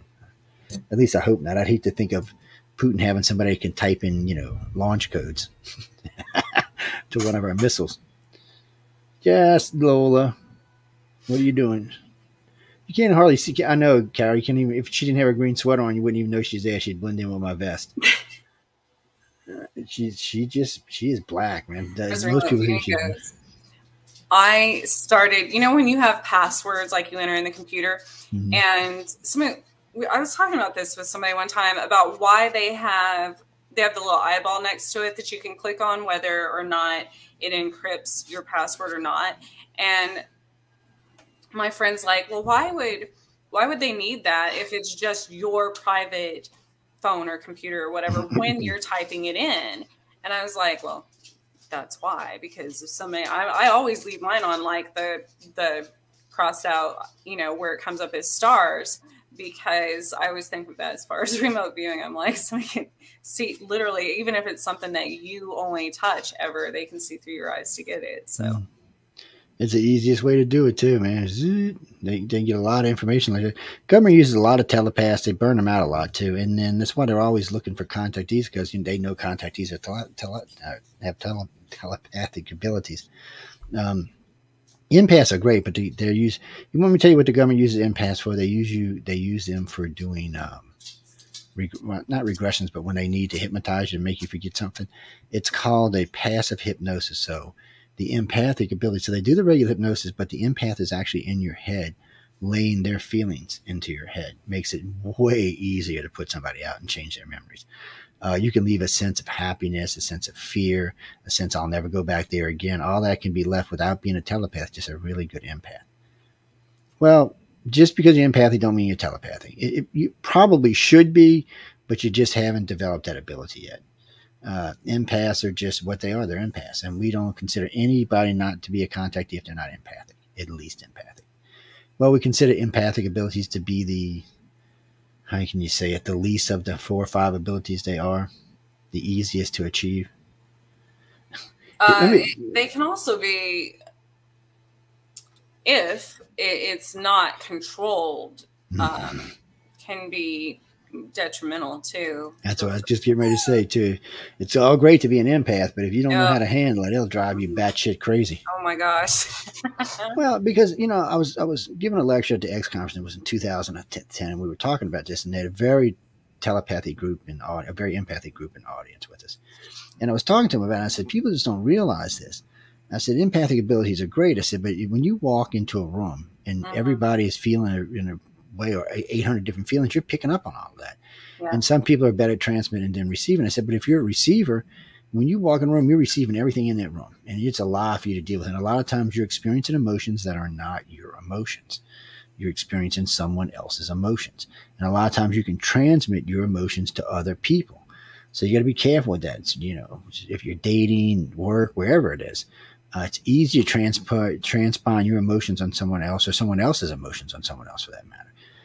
But it depends what kind of empathy you have. Some people are both. They can transmit and receive. Some people can receive better than they transmit, and some people transmit better than they receive. But all that makes a difference in a crowded room. You're exposed. There's no telling what you're going to pick up on.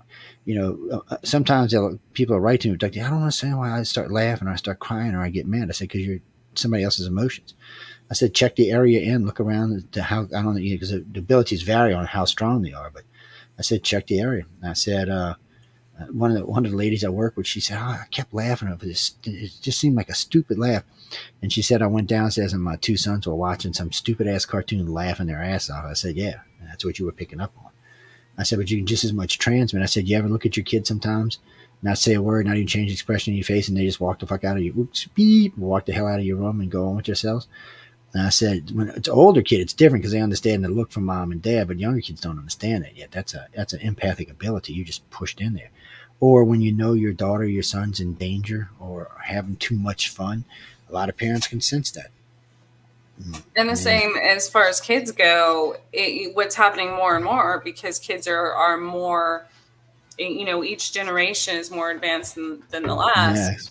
Kids now, you're seeing kids that are typically extremely happy, and then they'll go to school and all of a sudden they're suicidal or something, because they don't know how to differentiate their own feelings and emotions from something that they were absorbing from someone else. And that's not, it's very hard to teach. It's not something that you know, it just clicks one day that, once you're old enough to understand it, but you can't teach that so much.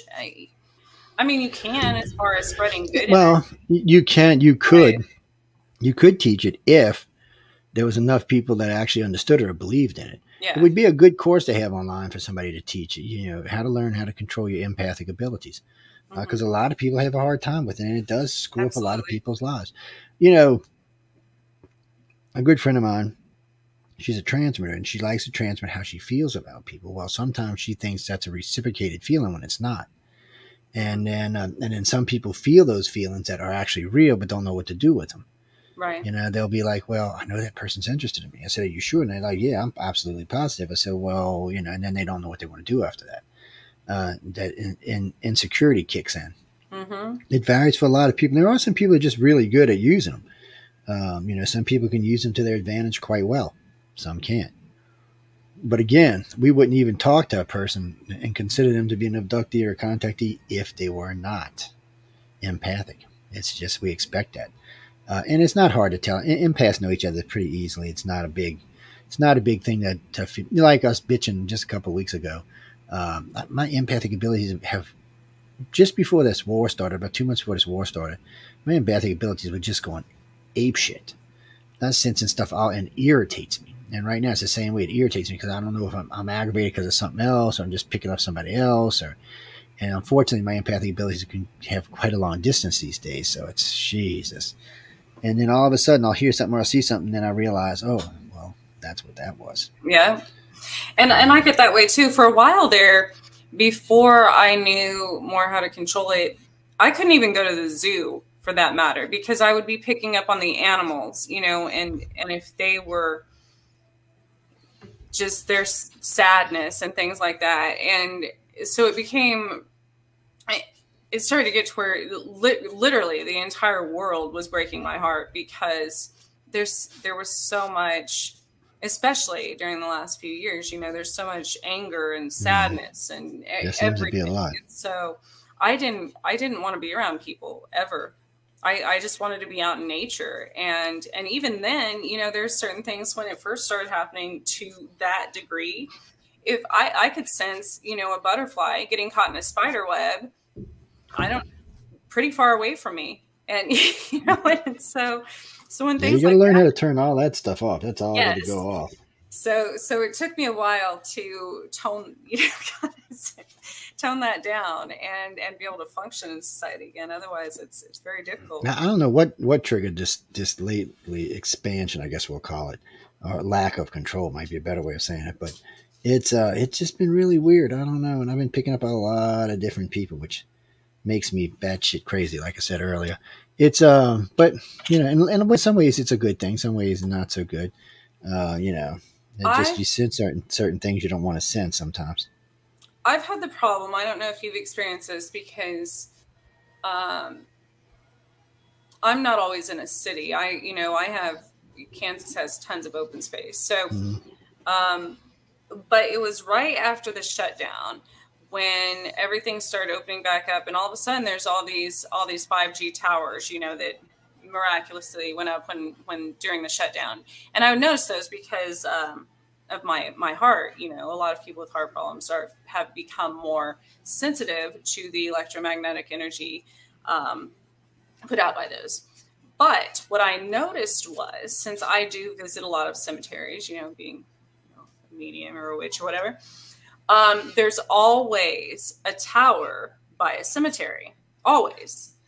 And so to me, when it comes to people who are empathic or even psychic, medium, anything like that, it got much harder to control after all of those towers went up. And I'm like, well, that actually makes sense, because if you think of it from even electromagnetic energy standpoint, or even when people try to, you know, invoke spirits or summon them or whatever, what these towers are doing, it's like and more satellites and things like that, it's like a constant,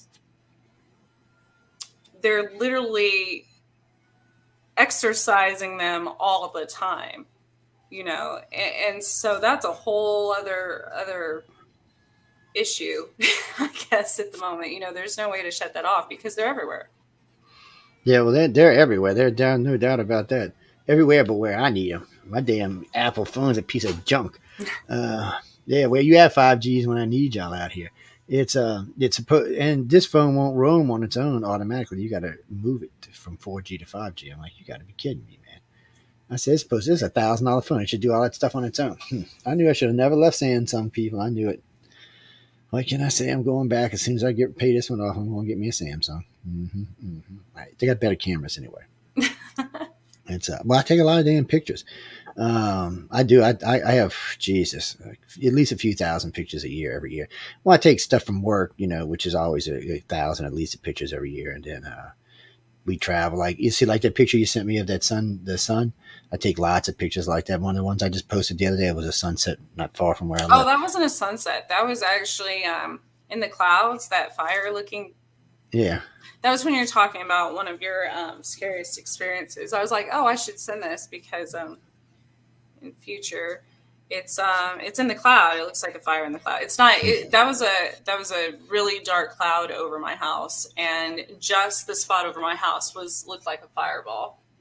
Yeah, I get some. Well, I wouldn't call them sunsets, but I get some. From time to time, I just get some really good shots where it just looks. There's one I posted. It looks like when you're looking at it, it looks like one of them horror movies where the fire is just rolling, like a nuclear bomb had just hit and it's just rolling towards you. It wasn't a fire, it's just the sun, but it was the way it was bouncing back and forth between the clouds and the ground made it look like it was rolling along. It was a spooky looking thing. You know, it's like a friend of mine the other day said he was watching something. He got on and on about fire and space and talking about how it burns, you know, it's just going to burn. I said, no, fire doesn't burn like it does down here. I said, you got to remember two things about fire and space. One, it burns in a ball. It like roll. It doesn't even, you don't even really have a ball. It just kind of like tumbles and rolls along. But as it's going along, it's burning up all the oxygen behind it.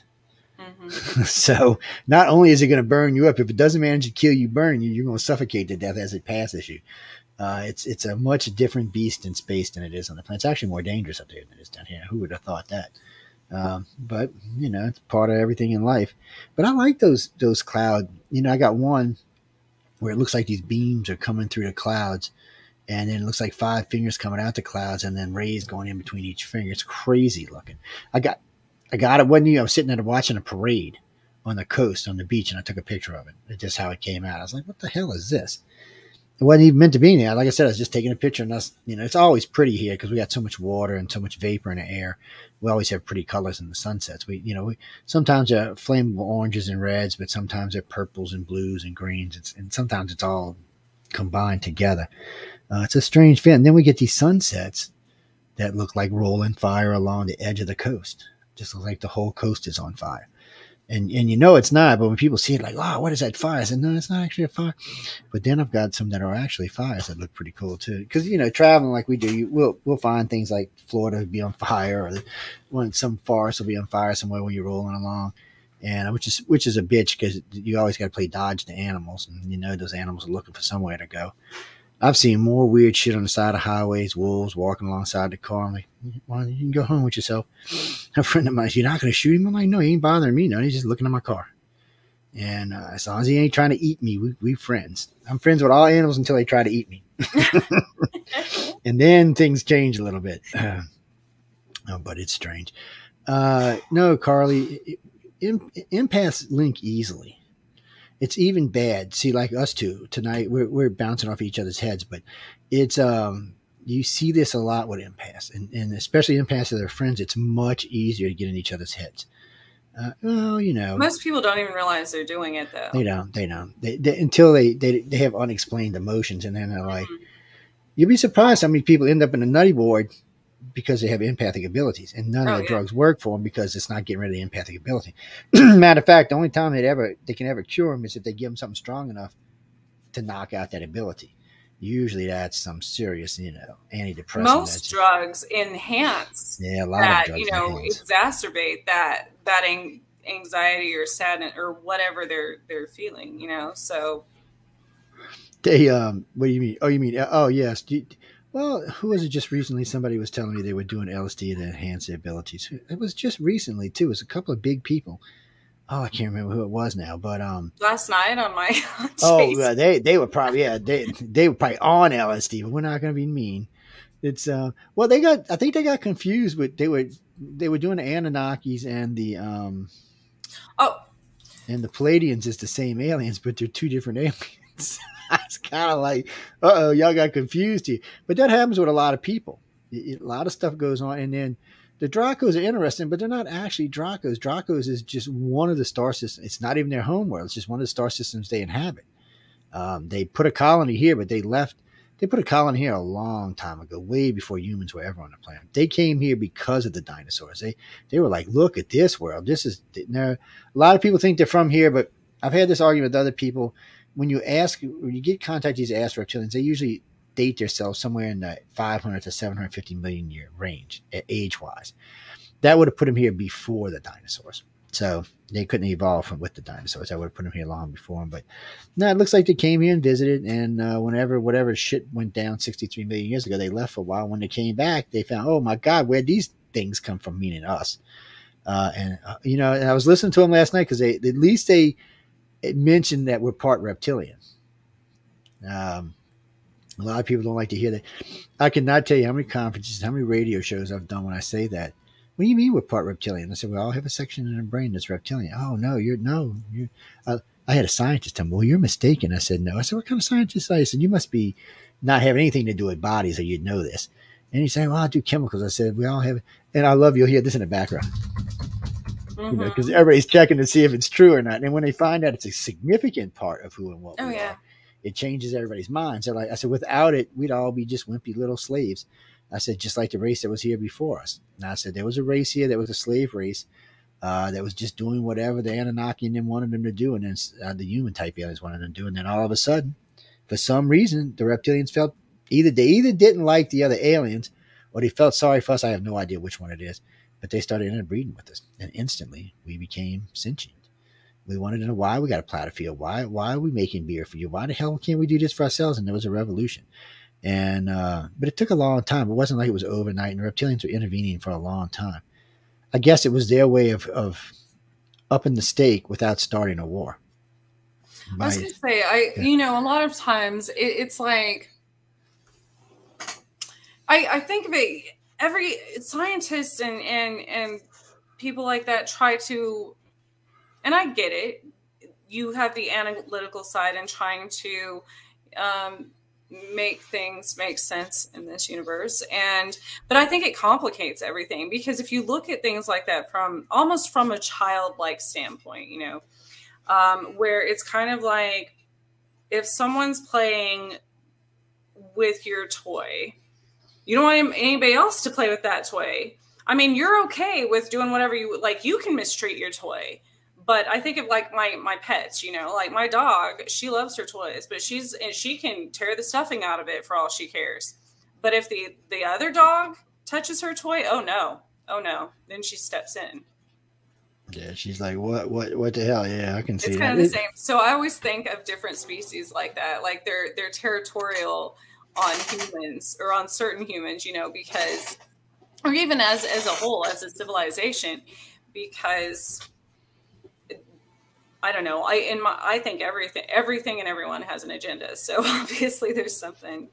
Yeah, everyone. Well, it's true though. Basically, everyone does have an agenda, and I'm not saying that's positive or negative either way, you know. But it just is what it is. And it is what it is. It's well.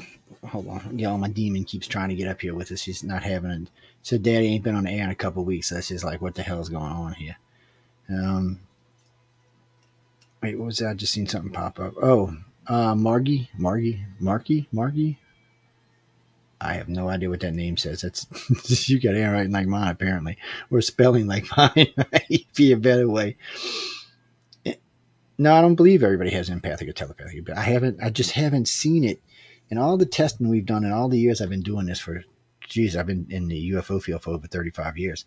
I've just never seen that kind of, I mean, literally talked to tens of thousands of people, and you know how much radio I do. I just haven't come across that many people.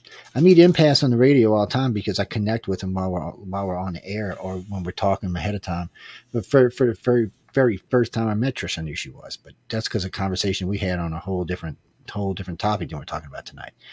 It's just, I just don't find, and I haven't found any that are non-abductees or non-contactees. In other words, if I find someone that is empathic and I put them under hypnosis, it's a 90% chance, it's a 100% chance, I'm going to find out they've been taken. I think, and do you think it has to do with the left and the right brain theory? You know, it's like artists and people who can sing and things like that. That's literally a different part of the brain that everybody has 100%, not everybody uses. Well, do you think it's the same as that concept? Yeah, it could be, but I think it might be partly that and partly the fact that originally the original abductions, the very first ones, however long it was, 2, 3, 4, 500,000 years ago, whenever this started, the original humans didn't have any abilities because the creators didn't want them to have them. But when the reptilians intervened, the reptilians are very telepathic, very empathic, and do possess telekinesis. But so did the human aliens, both races, and nothing. And even as good as they are, they're nowhere even in the Greys family line as far as how good their abilities are. So I think that's where the abduction started. They started looking for people who were highly skilled, abducted. I mean, had high skills as far as empathic or telepathic, telekinesis abilities. I think the aliens started looking for that.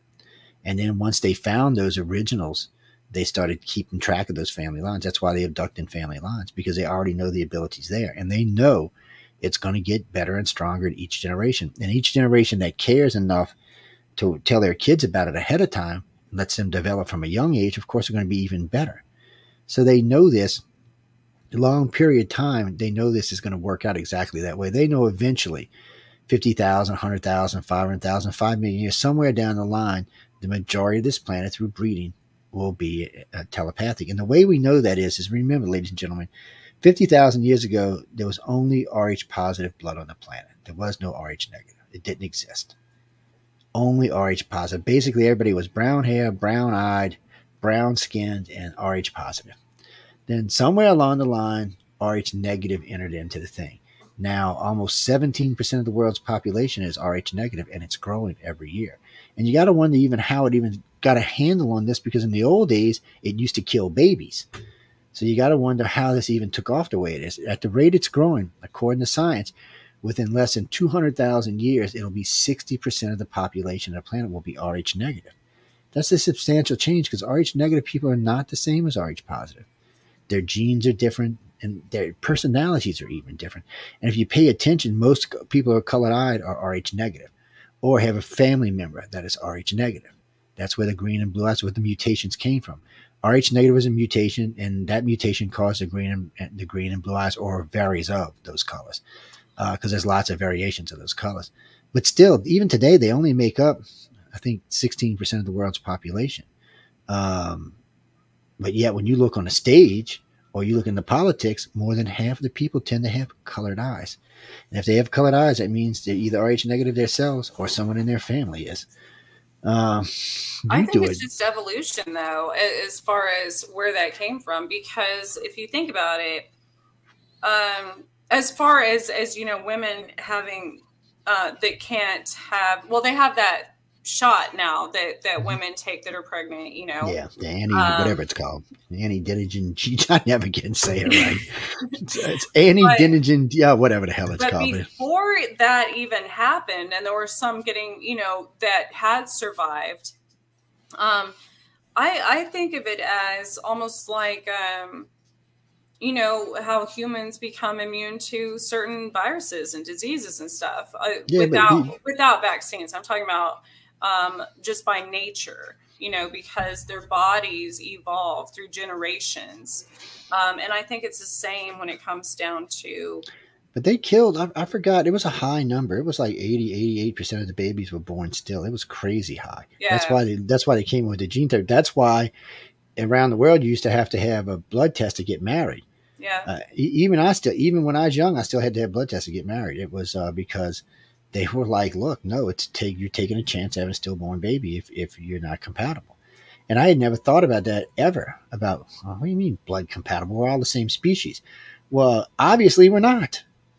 Well, and that even goes back through royalty, bloodlines, and, I mean, back in the day, arranged marriages, things like that, because that had a lot to do with it. Yeah. Absolutely. It's a strange thing. Nobody knows exactly why the reptilians, the Greys, and the humans prefer Rh negative over Rh positive. But I just think it's because that's where the majority of the contactees got their abilities from. So that's where the majority of abductions are happening. I've heard that the Rh negative is kind of, I remember doing research on this in college, is kind of has higher immune systems, higher metabolism, strong, bigger muscles, things. So yeah, I can see why that would be a preference. It's like a stronger human.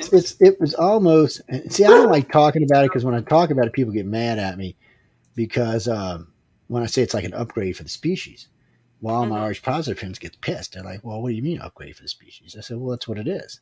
Well, what about me? I said, well, you're Rh positive. You probably somewhere down the line, your kids will marry somebody Rh negative and be upgrading your species. I said, and that's the way it's going to work. I said, I look, I didn't create this. I'm not the one that went back 50,000 years ago and freaking changed everybody's genes around. I said, look, see, in the beginning, I thought it was Mother Nature because she just figured we needed to upgrade. But then I realized something. Mother Nature is really not all that keen on creating things that kills procreation. It's just not something she usually does. She usually doesn't. Right. Yeah, so I got to thinking then after we learned about the reptilian story about them interbreeding, we just figured the reptilians were probably Rh negative. That was probably where we got it from all those years ago. It's probably where it came from. When they interbred with us and they gave us that reptilian section, they probably also gave us Rh negative. And whether it was a good thing or a bad thing, whether it was intended or not, no one has no ideas.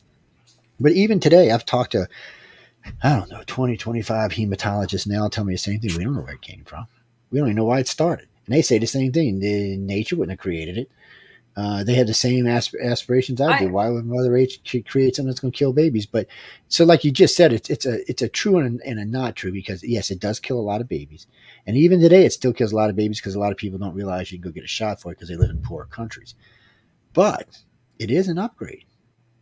Well, because I think you have to have a balance. There's everything in this universe, everything on this planet, everything within people is mirrored, you have, it's like the good and evil thing, negative and positive. So, but that's the only way, balance is the only way that anything evolves ever, even if it's catalyst, Yes, it is. It is strange. And there are, in case y'all didn't know this, there are different personalities between Rh negative and Rh positive people. Yes.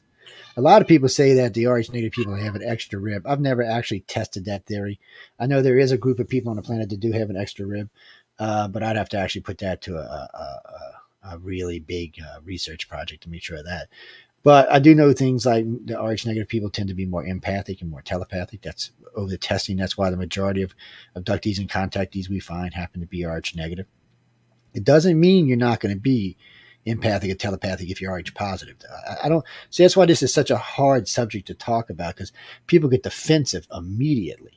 And there's no reason to be defensive over it. It's just something we're moving towards. And even if you are Rh positive now, eventually Rh negative will reach the max and breed you out.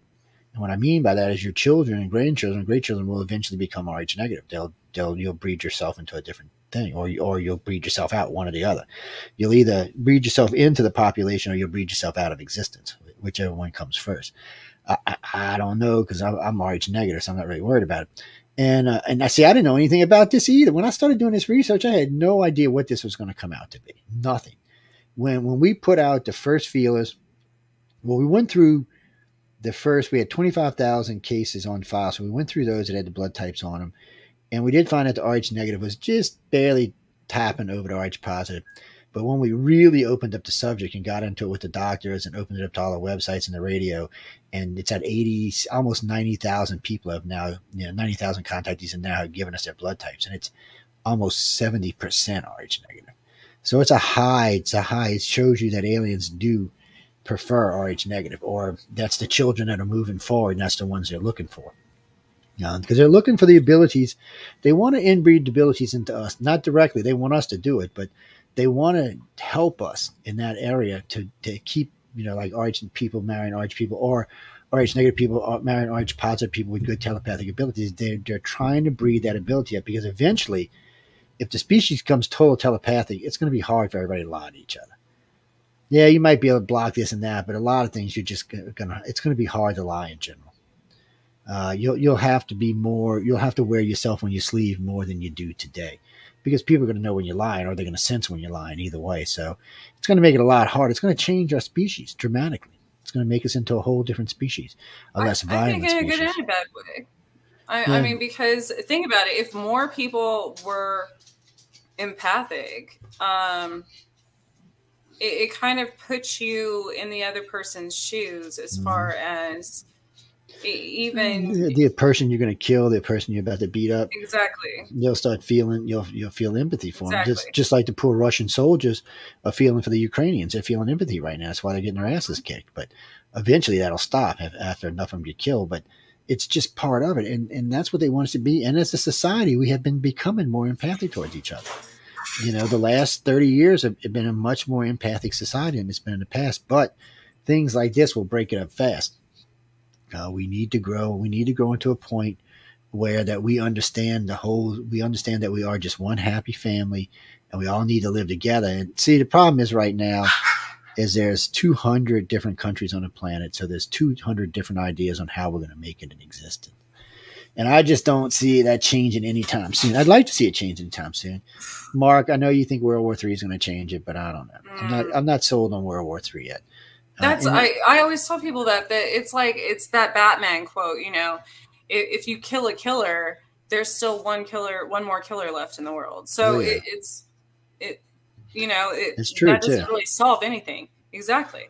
Yeah, but you see, we should be able to get to a point where we'll be able to telepathically scan people and take that out of them, or change the gene or change something in them that takes that ability away from them. So it's still a good ways off. I know. Even before we get to that point, though, people can do that every day by just being human and being compassionate once in a while, because you never know someone else's story. You know, and that person that maybe maybe it's a homeless person that you're prejudging or something, and you actually take the time to be kind to them that day. Well, that person could have been the next Hitler or something, and maybe you just changed their life. That's true too. Little things can make a difference in people's lives. When I first got into all of this long, many moons ago, it was strange to me. And then I started traveling and speaking. And then people would just come up and wrap their arms around me, start crying and hugging me. And it was weird. And the only time I had seen that is when Linda had met Walt Anders, because that's who we recently started doing our research with, was one of her personal heroes. So when she met him, she was all like, yeah. And I just never had anybody do me that before. And then people hanging on you every word, that was weird for me. I got a big ego, don't get me wrong, people, but that still seemed embarrassing and immoral. I don't know. It just was weird to me. But, when you save people and you help people, they want to let you know. And I was appreciated knowing. So it also helped me to keep moving forward and keep saying, okay, well, if you help one, maybe you can help one more. We all need help, Glenda. All of us do. In some shape, form, or fashion, we all need help with something. You mean me personally? Yeah, I need money. Give me lots of it. I'm sorry, that was wrong. That means you're living in lack. See, that's wrong on many levels. Some of the poorest people in the world are billionaires. So it depends on perspective. Yeah, some of the poorest people in the world are happier than anybody I know, too. Some of my church friends they live in, little houses, little trailers, whatever, and they're just as happy as can be. Absolutely. Abundance does not mean monetary value. And, Donnie and Glenda, I can relate. I mean, look, don't get me wrong. I've been poor. I've lived in the street. I've lived in hotel rooms. I know what it's like. So you got to preach to me. I came from a very wealthy family and ended up living in the streets. So I know what it's like. So it's a tough thing. Well, no, life's different now. I'm grown. I understand life better. We're talking about when I got out the military and all. It just took, some things I didn't care about either. So that made it even worse. After my dad died, when I was 16, I got on this rampage until, my son was born in 23. It helped me change some of it, but it took me till about 32 or 33 to really get past whatever it was that was bugging me. Yeah, it's just one of them things. No, I quit drinking because of my son. When he was born, I like to drink a lot, so I didn't want to wake up one morning, middle of the night, because he was crying, reach over and smack him without thinking. So I quit drinking. It's just sometimes you got to know yourself and do things right. But we all have issues, and we all have to deal with them. And there's lots of ways to deal with them, and there's lots of ways not to deal with them. Like a lot of my friends, when I was young, I liked to drink. I would drink myself. I didn't want to dream, so I'd either drink or smoke myself to sleep. I still don't like to dream, by the way, but because too many of my fucking dreams come out to be true. It's one thing when there are other people. It's a whole other thing when it's me. So I just, there's some things I'd rather not know. Until I was 30, everybody I knew who was going to die, I dreamt about it 2 years ahead of time. Everybody. Yeah. So I finally put a kibosh on that. It's trying to sneak back in now, but I put a kibosh on that shit. I'm like, oh no, I can't take this anymore. Well, plus, in your dream state, that's another thing people don't realize as far as when it comes to other people's energy being able to access yours. That happens a lot in your sleep, because when a person's asleep, obviously they're not able to block that out as much. So other people can be, even somebody in a positive way that's just thinking about you or something, sending that energy toward you, affects a person's sleep. It does. So I don't do it anymore, and I may pick it up again in the near future. I used to teach a dream weaving course for a couple of reasons. One, for protection. It all started over a friend of mine, a good friend of mine, and his girlfriend kept getting psychic attacks. They were young. They were in their early 20s and had no idea how to defend themselves. Yeah. And they kept telling me about it. So one afternoon, I was really in a bad mood. I said, well, hold on. Let me see what I can do about this. So I said, this is when I wrote him a letter about what I was going to do that night. And I said, call me the next day and let me know if anything changed. So about 3 o'clock next afternoon, I get a phone call. This guy, he said, Joe, the guy called and apologized to us and asked whoever I put on, asked if they could please stop because they were now scared beyond belief. I didn't do nothing that nasty. I just, was on a scale of 1 to 10, it was like a 5 nastiness. But, and, he was hurting some friends of mine. It pissed me off. And he quit. And they were amazed. They were stunned. They were like, I don't understand how you did it. I said, well, here, I'll show you tonight. I'll get in both of y'all's heads. And the next morning we were talking. I started talking to Jay. I said, well, Jason, if you're going to dream about dragons, dream about some pretty color ones. So I said, you had some like a beige. I said, what's a beige dragon, dude? I mean, come on. He looked at me. His whole face just went, whew. He's like, there's no way you could possibly know that. So I look over at her and I said, you know that guy you were thinking about? And I started going on with a lot of detail. And she's like, all right, that's enough. She said, and she said, I said, it's called dream weaving. It's easy to get in somebody's head when they're asleep. I said, Yeah. I said, unless you teach yourself protection, there is no protection. I said, you leave. So you go to bed at night, it's wide open. I said, almost everybody is. I said, very few people protect themselves because they don't know there's anything to protect themselves from. And they're like, what? I learned how to protect myself from that when I worked at a casino, actually, because I worked the grave shift and I was sleeping during the day. So that's even more dangerous. Yeah, it is. There's all these people who don't consciously know they're doing that. But I was asleep while they were awake. So if anyone had any negative thoughts or something towards my kids, whatever, then that was going because I was sleeping during the day. So, and then I also realized sleeping during the day was always hard for me. I like sleeping during the day. Don't get me wrong, people. If I had my choice, I'd sleep during the day. But I got off at way more. 6 a.m. Yeah, So I dreamt way more. I'd have way too many cognitive dreams. Too many. It was too much. It was affecting my health. Yeah, and even alcohol and drugs would not affect it in the daytime. I do not know why. At night, I could sleep. In the daytime, I don't know what it was. Maybe because it was just enough light coming in that my brain knew it was daylight and it was half, not all. I don't know what the hell it was, but I was just too much. And right now, even drinking, well, I don't drink right now, but even smoking, my brain still wants, it's on overload for some reason. It's, I don't know what it is. Something triggered it off. Now it's so overloaded at halftime. I'm lucky I know what the hell I'm doing. I'm forgetting half the things I'm doing. It's something kicked it in.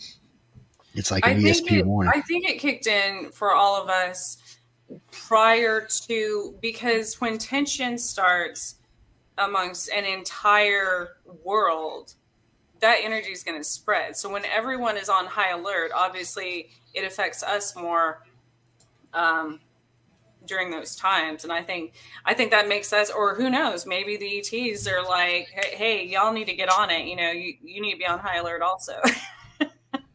So no, it's a, well, either way. Well, it's like, I remember I was doing a lecture in, I think we were in Cali. No, we were somewhere else in Georgia. But it was funny. We were talking about the end of the world and this, that, and the other thing. And people said, you think you can sense it coming? I said, well, some things you can sense. I said, for some reason, no one really sensed 9/11. I said, I don't know why, because they should have, because it wasn't like, see, some events, like if it's just a spontaneous event, okay, you may not have time enough to see that coming. You might, some people might catch it, but the 9/11 thing always bothered me because it had to have been masked, because it took them 4 years to complete this event. And in that whole time, no one predicted this. No one. People try to take credit afterwards, but when you go back and look at this stuff before, no one said the Twin Towers and all 7 buildings were going to come down. There was no one, even Notre Dame didn't say that. So so somehow, even though events get picked out from time to time, like volcanoes and earthquakes and other events like that airplane crashing, this one didn't. It made me feel like it was being hidden. And so it got me to think about, were these Arabs smart enough to bring somebody in that could cover it? Because they knew the government at that time. They knew the government was working with telepaths, and so it had to be something. And the bad part about that whole thing was, in some aspect, we knew about it. Just they weren't talking to each other, so somehow or another it got missed. But the telepaths missed it, or everybody missed it.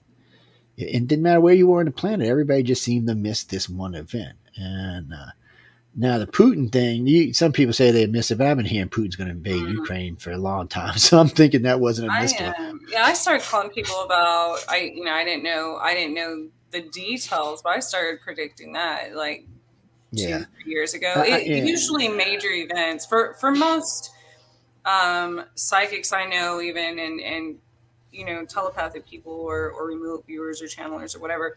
If it's something really big, whether negative or positive, it is about a 2 to 3 year window. So yeah, a lot of times it is. And I just, whatever reason why we all missed, I say we all because we all really did. For whatever reason, we all missed this one event. I'm sure there's something out there that we're not seeing, or something else that was involved. I do think it was being hidden. I think that somebody brought in some serious telepaths to hide the event. I think they wanted to make sure that people like us didn't see it. I will tell you this, though. That was 2001, right? Yeah. So if you think about it, the entire world, there was a big shift, a major shift at the end of 99. You know, that was the last end of a century. So who knows what happened after that? Yeah, it was, I don't know. It was definitely strange. It was, the only thing I know about a month before it happened, a bunch of the abductees and contactees I worked with started getting antsy feeling, but they aren't predicting anything. They just felt they were like I've been feeling the last couple of weeks. I've been really antsy. They were like, they knew something was up, but no one knew what it was. And everyone was surprised when it happened. Yeah. I don't know. I lived in Japan at the time, ironically.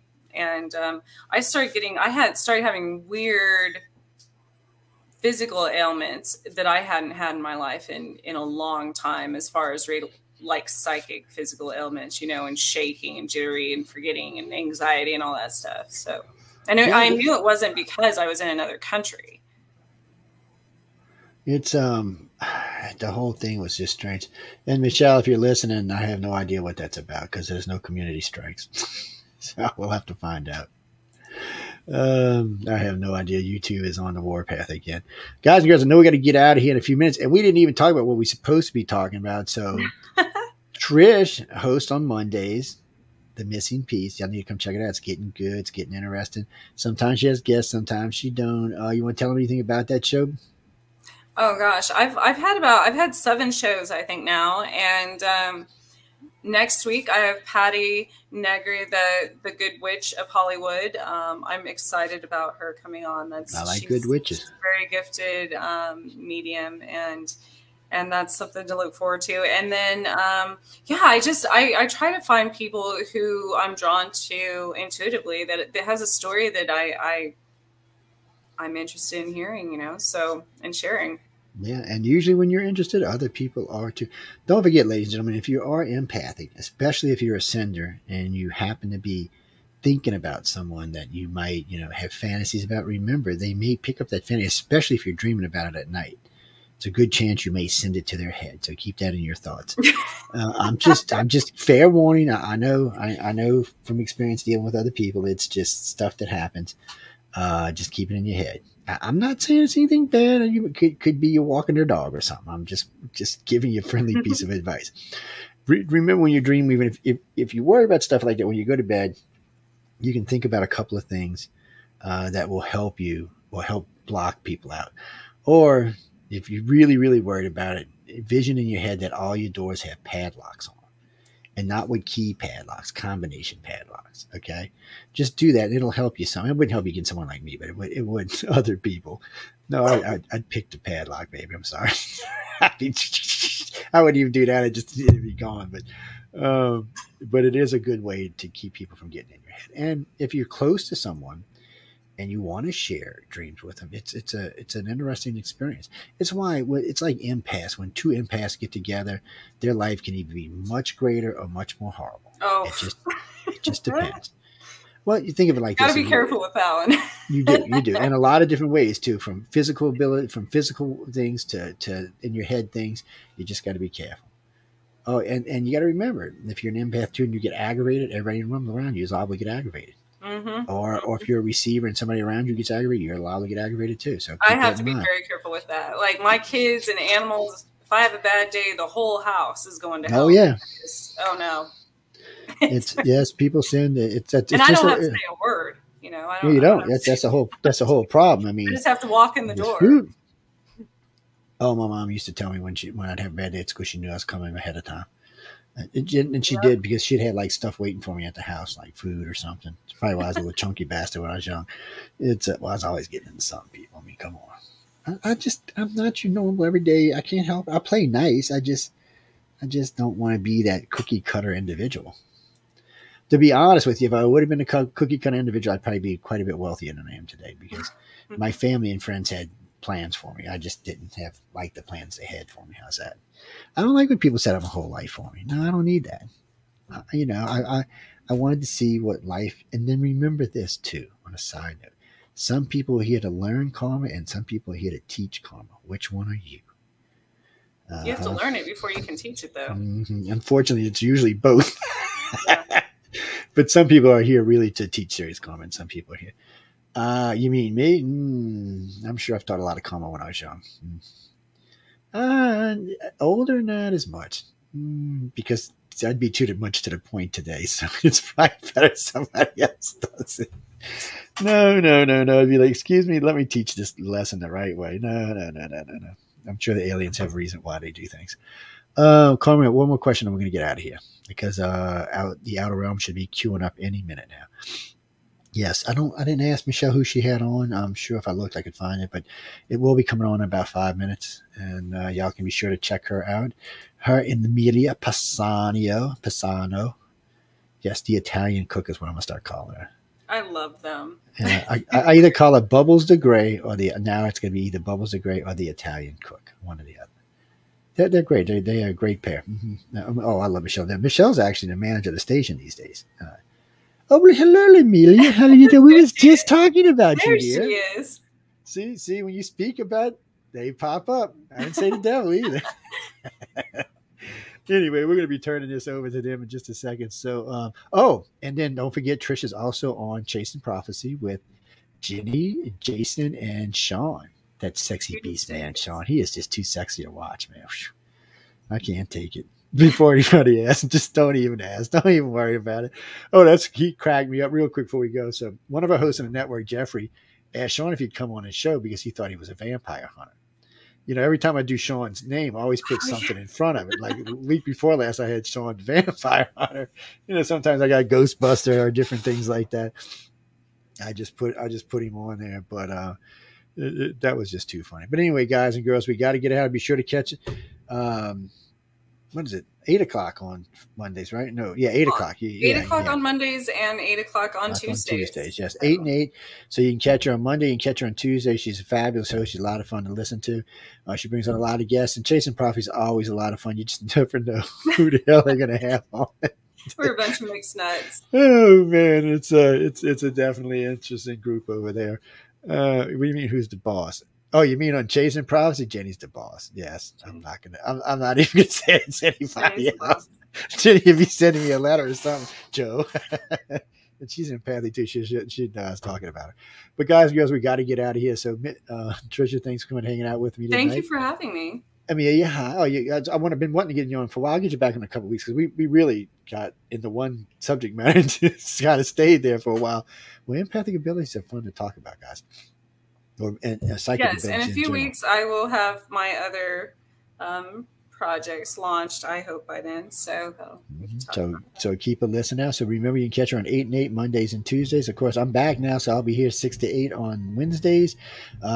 Science and Beyond is back. Well, Fridays is split right now. So Science and Beyond 1 week, Centralist next week.